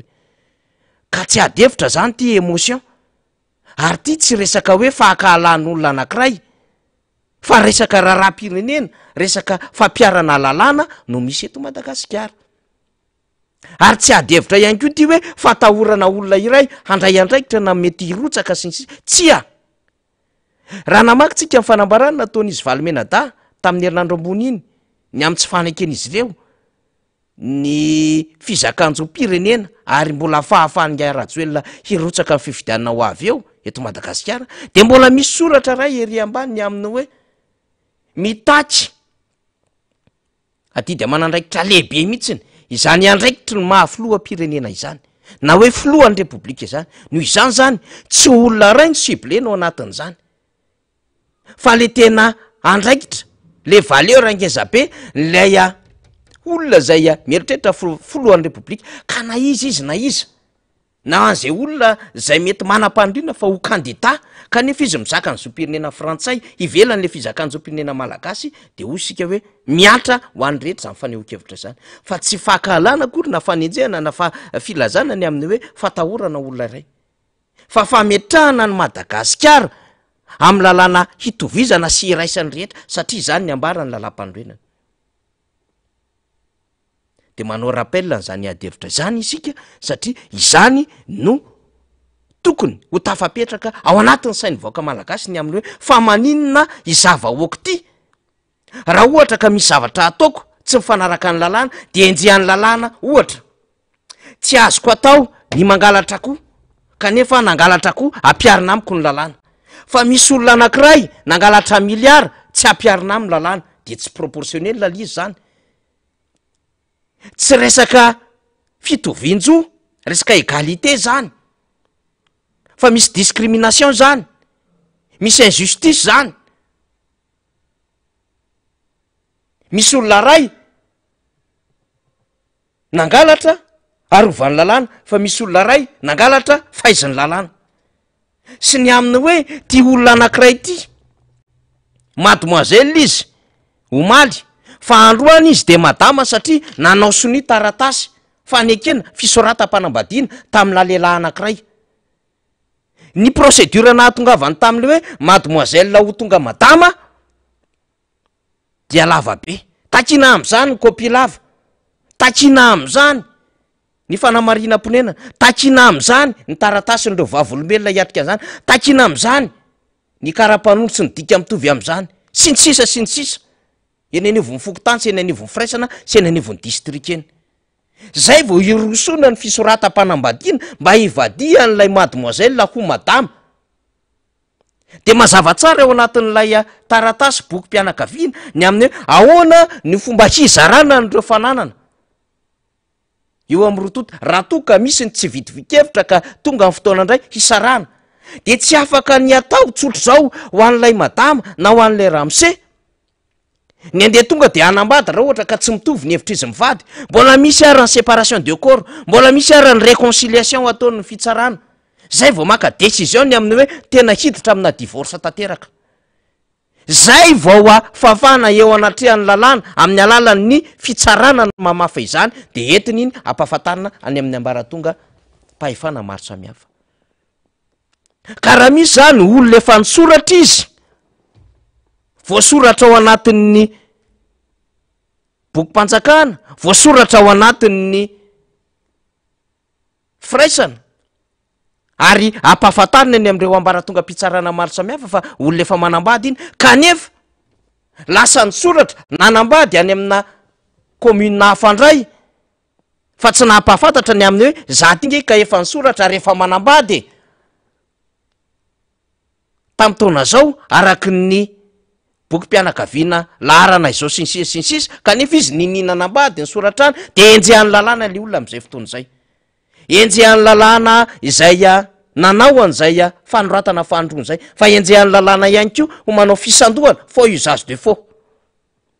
De izay ratsana rehetrarehetra ao amin'ny ambaratonga mpahefam-panjakana ndray tsokombakomba taminazy ony ny antota taratasy nisoratany fandroana zay mbola tsy voavono lay taratasy fisoratana mpanambadiana voalohany,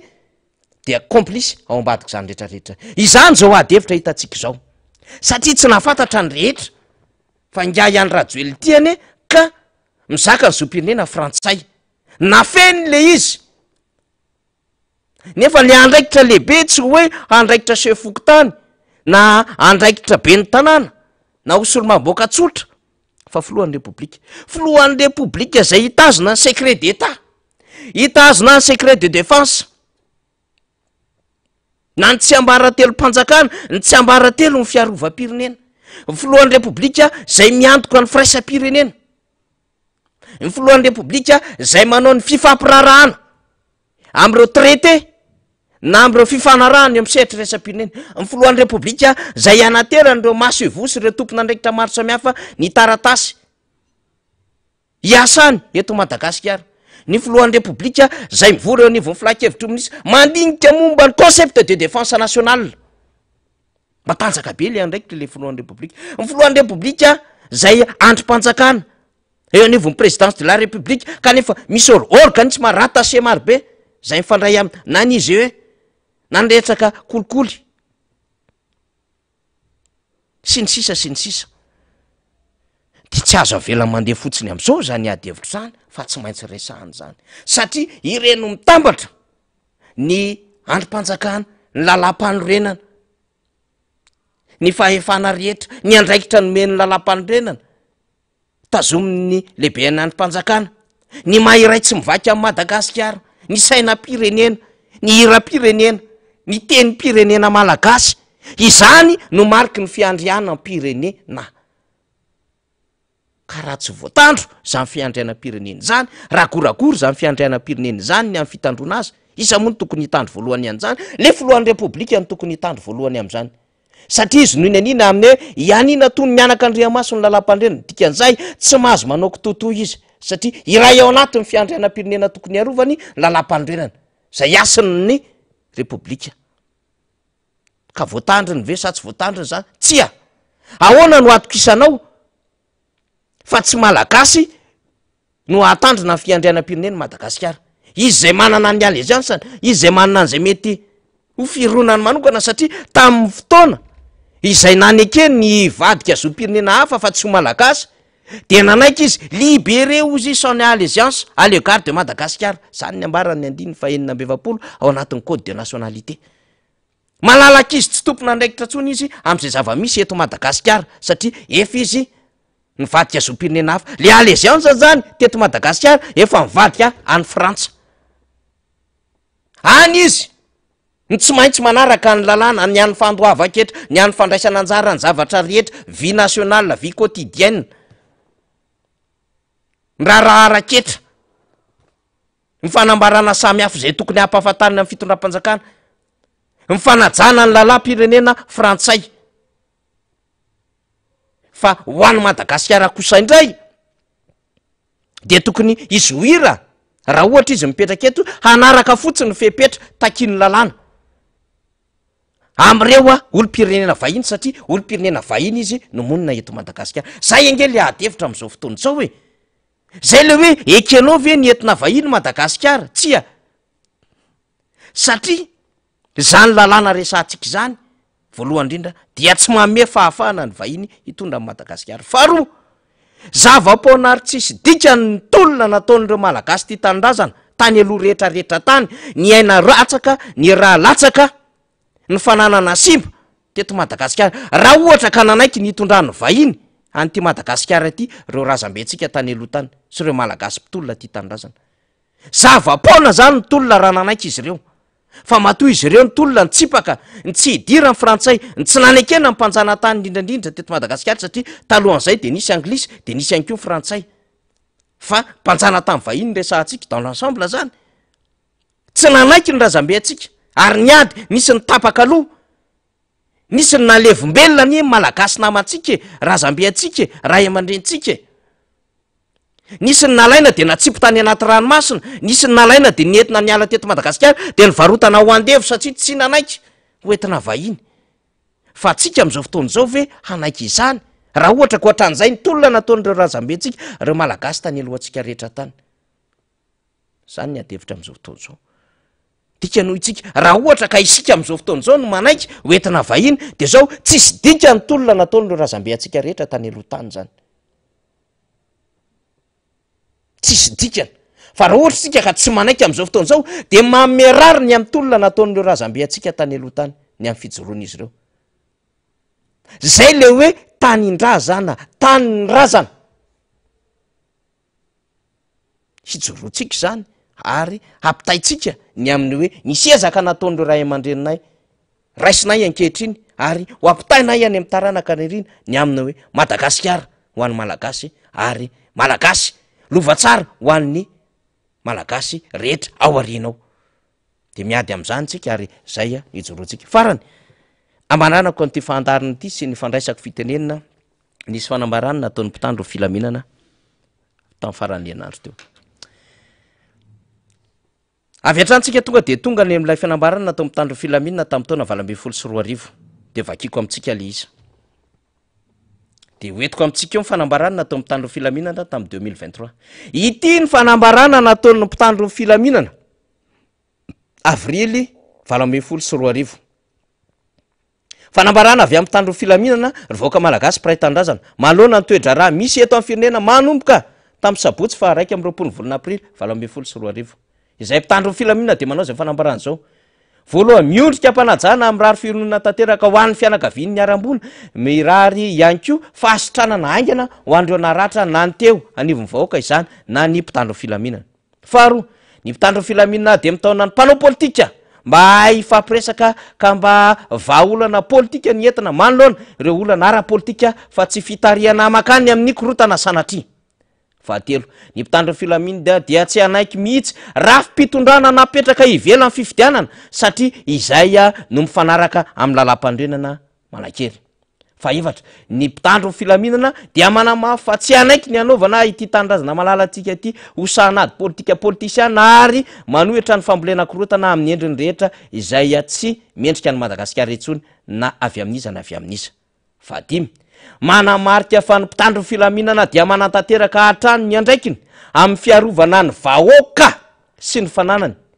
arak'izay voafaritry ny lalàna manakely ary tsy mieritreritra mihitsy ny hanatanteraka iraka mifanohatra am'izany eo angamba faly ny ajanontsika io de vadiantsika le anankiray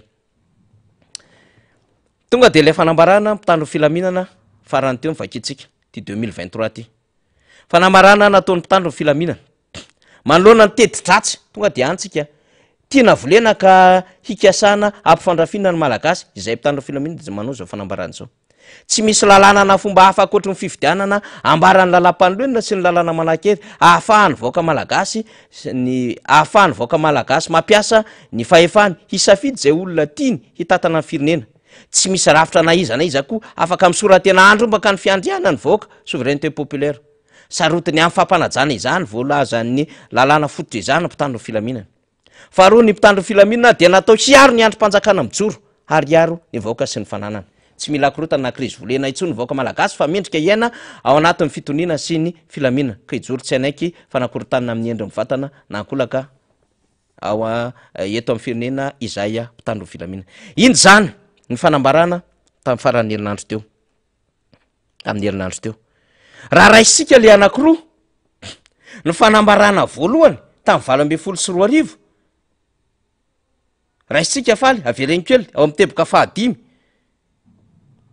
raisika nata ataovy amin'le voalohany mihitsiny hovakitsika le izy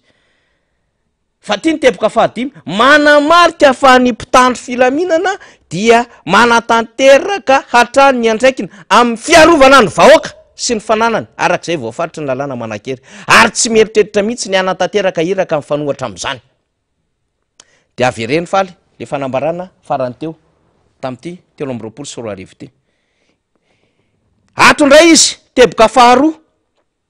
ny mpitandro ny filaminana de natao hiaro ny androm-panjakana mijoro ary hiaro ny vahoaka sy ny fananany jerevy tsara ho an'le fanambarana 2024 de mpitandro ny filaminana de hiaro ny vahoaka ary tsy miresaka androm-panjakana mihitsy izy satria zavatra efa klasika zany fa atondray zany de hoe ny mpitandro ny filaminana de natao hiaro ny androm-panjakana lolaharana ho aminy zany le fiarovana n'le institution qui dit le institution le chef d'institution aloha mazava ho azy miorchestre sy manao ny manevina rehetrarehetra am'izao fotoana zao am'le ahadevitra momba n'le resaka fifidianana ary mamoritra ny vahoaka amin'ny faneho-kevitra sy ny fikambanana ary ny antoko politika rehetra amin'ny fomba faneho-kevitra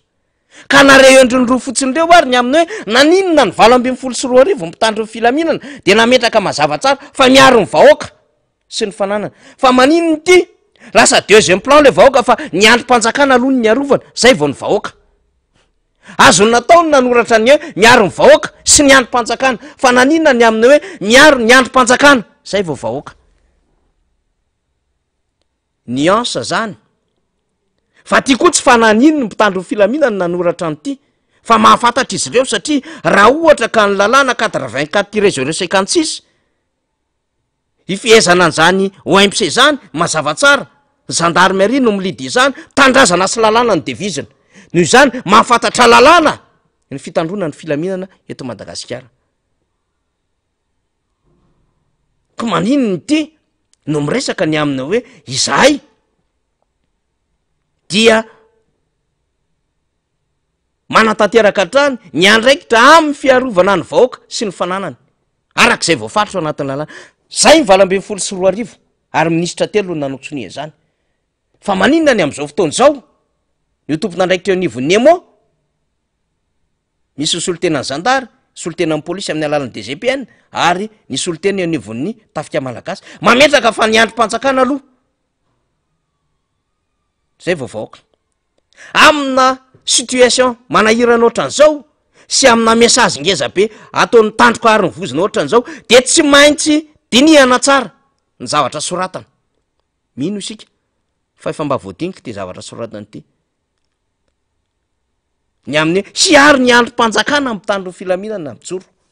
le androm-panjakana io manitsaka lalàna io hoe le androm-panjakana io manao tery vaimanta manaporetitra ny vahoaka io manaporitra ny fikambanana sy ny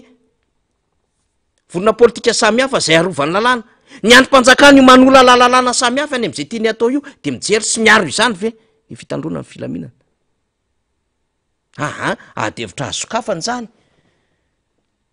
satria tsika rehefa mijery contexte ohatry ny ahoana namoahany mpitandro ny filaminana ity fanambarana 3 ity de azony rehetra tsaina avetrana fa voaingana kely tamin'ny herinandro lasiny tamin'ny alakamisy no vita amin'ny fianambe nasionaly nataony FFKM nisy adevitra marobe mivoaka tao anatin'izany ao no manaiky fifidianana ao no tsy manaiky ny fifidianana ao no mangataka tetezamita ao no miteny hoe atsangany gouvernemanta isahana fifidianana manokana ao no miteny ny amina hoe ataovy ny fifidianana fa fifidianana lalam-pandroena aloha sy fampiavanam-pirenena fa ny akamarony ny adevitra rehetra tao tamin'ny fiaonan'ny FFKM de ny amina hoe tsy manaiky ny anatanterahana fifidianana am'izay fomba ikarakarany senisy ny ACC izany fifidianana izany ary tsy manaiky ihany koa ny hitsabahany fitondram-panjakana amin'ny andraikitry ny mpikarakara izany zay hita fa manome lesoka ho an'ny fikarakarana fifidianana indrindra tsy manaiky ny irotsahany vahiny tsy mizaka ny zom-pirenena malagasy amin'ny alalan'ity fifidianana filohan'ny repoblika ity satria andraikitra ny famalitra ny fiandrianam-pirenena izany fifidianana filohan'ny repoblika izany zay ve no nampikorapaka ny fitandrona ny filaminana sa ny zava-misy taty Afrika ary voaingana kely tamin'ny herinandro teo ny zava-misy tany Gabon ka mety ny elo lalana an'izay mety hoeritreritra any ambadika any sy mety izay zava-misy any ambadika any ny eritreritra mitandro filaminana malagasy izy ireo raha teo koa dia manana ny information sy ny renseignement zay atao anatin'izany tany repoblika any Madagasikara izany fanontaniana apetratsika izany votsika hoe nitsikitsika tsy mandia foana fa ao raha fa zao ny fantatsika de zao mazava ny ambara ny lalam-panorenana ny préambule ny savaranonando ambarako foany ty ny savaranonando no mibata ny lalam-panorenana ny vahoaka malagasy maso mandidy zay ny ambara ny préambule vao manomboka ny soratra ao anatin'ny lalam-panorenana io de zao ny vahoaka malagasy maso mandidy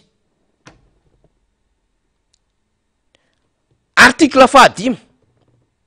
ny vahoaka malagasy tompo-pahefana maso mandidy loharano ipoiran'ny fahefana zay ny ambarany lalam-panorenana la souveraineté appartient au peuple source de tout pouvoir tsy miresaka mihitsy izy hoe tsy maintsy ny androm-panjakana na ny lehibe an'androm-panjakana fa mialo lalana eo de zao ny vahoaka malagasy maso mandidy andiny 5 mbola miresaka am'izay la souveraineté appartient au peuple any vahoaka malagasy maso mandidy ny fahefana izy ny ipoirany fahefana amin'ny alalan'ny fividianana ndraisana ny vahoaka anjara mivatana na akolaka ka mba tsy ho ambany-javatra le vahoaka malagasy. Eny na fomba fahamoahana lalàna azy araky ny fanarahana ny fomba fahamoahana lalàna eto Madagasikara de au nom du peuple malagasy, fa tsy au nom ny institution, tsy au nom chef d'institution, fa amin'ny anaran'ny vahoaka malagasy. Ka apetratsika mazava tsara ny adevitra ny amin'ny hoe ajao le vahoaka malagasy. Engany mba tsy ho fitandrona ny filaminana natao ho baikony ny tompona andraiki-panjakana na natao hanana fironana, satria rehefa mijery avy atrantsika amin'le fanambarana ho an'ny 20 sy 2 arivo sy 13 sy 2 arivo de alay-panahintsika iteny ny amin'ny hoe misy position politique ity déclaration 2023 ity, misy kely ty atiana anatsy tiana raha mijery amin'ilay déclaration mitandro filaminana 2018 isika zay mametrika teboka marobe ny amin'ny andraikitry ny tena fitandrona ny filaminana ary mampirisika amin'ny mpanao politika hikaroka vahaolana. Zay ngeny eo miteboka fahatelo hoe vereny kely falazafady mampirisika ny antoko politika hikaroka vahaolana fa tsy tonga de maka position hoe izay de tsy anaika isy rafitra ivelany lalàna haka fanjakana ko naninona zany nanaiky coup d'état tamy 2009 ny mpitandro filaminana malagasy zay fantatra fa ny fividianana ihany lala tokana ahafahana mametraka tokona andraiki-panjakana ko maninona nanaiky coup d'état. Olona nanao coup d'état le olona am'izao fotoana zao mihintsika fa vorain'le olona koa ny lesona zay nambaran'le mpitandro filaminana tamin'ny fanambarana 13 sy 2 arivo fa iverenako le 20 sy 2 arivo ity ny ao anatin'ny teboka fahatelo ny mpitandro filaminana ao anatin'ny teboka faharoa mialatsy indrindra tompoko. Ny mpitandro filaminana de mitana ny mpanao politika mba hay fampiresaka ka mba vahaolana politika nientina manoloana nre olana ara-politika fa tsy fitariana makany amin'ny korotana sanatria. Zany koa de mbola lozika am'izao situation misy zao.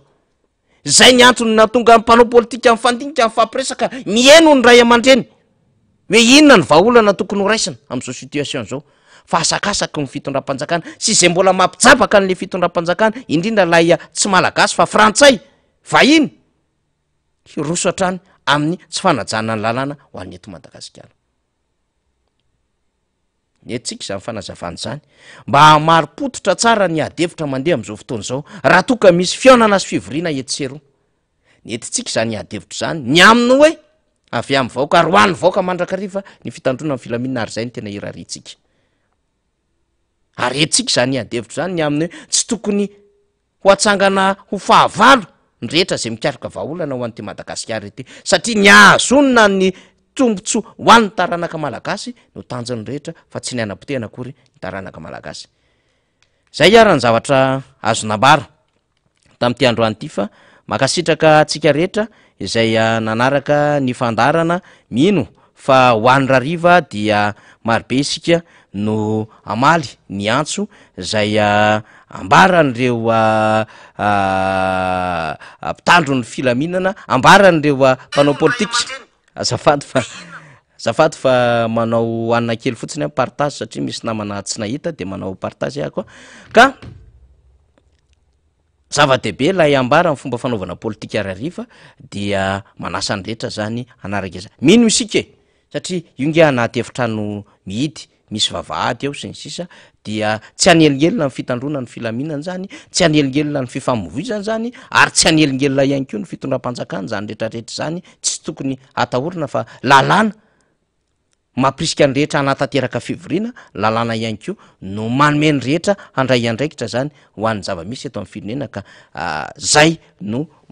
zava-dehibe amin'ilay hoe fifahampianoana, fifampiresana ho an'ny rariva zany eny Mandrimena Andoranfotsy ISTS dia manasa ny rehetra ho tonga maro. Mankasitraka ary misaotra ny namana teknisiana nanaraka ity fianarana ity. Misaotra tompoko.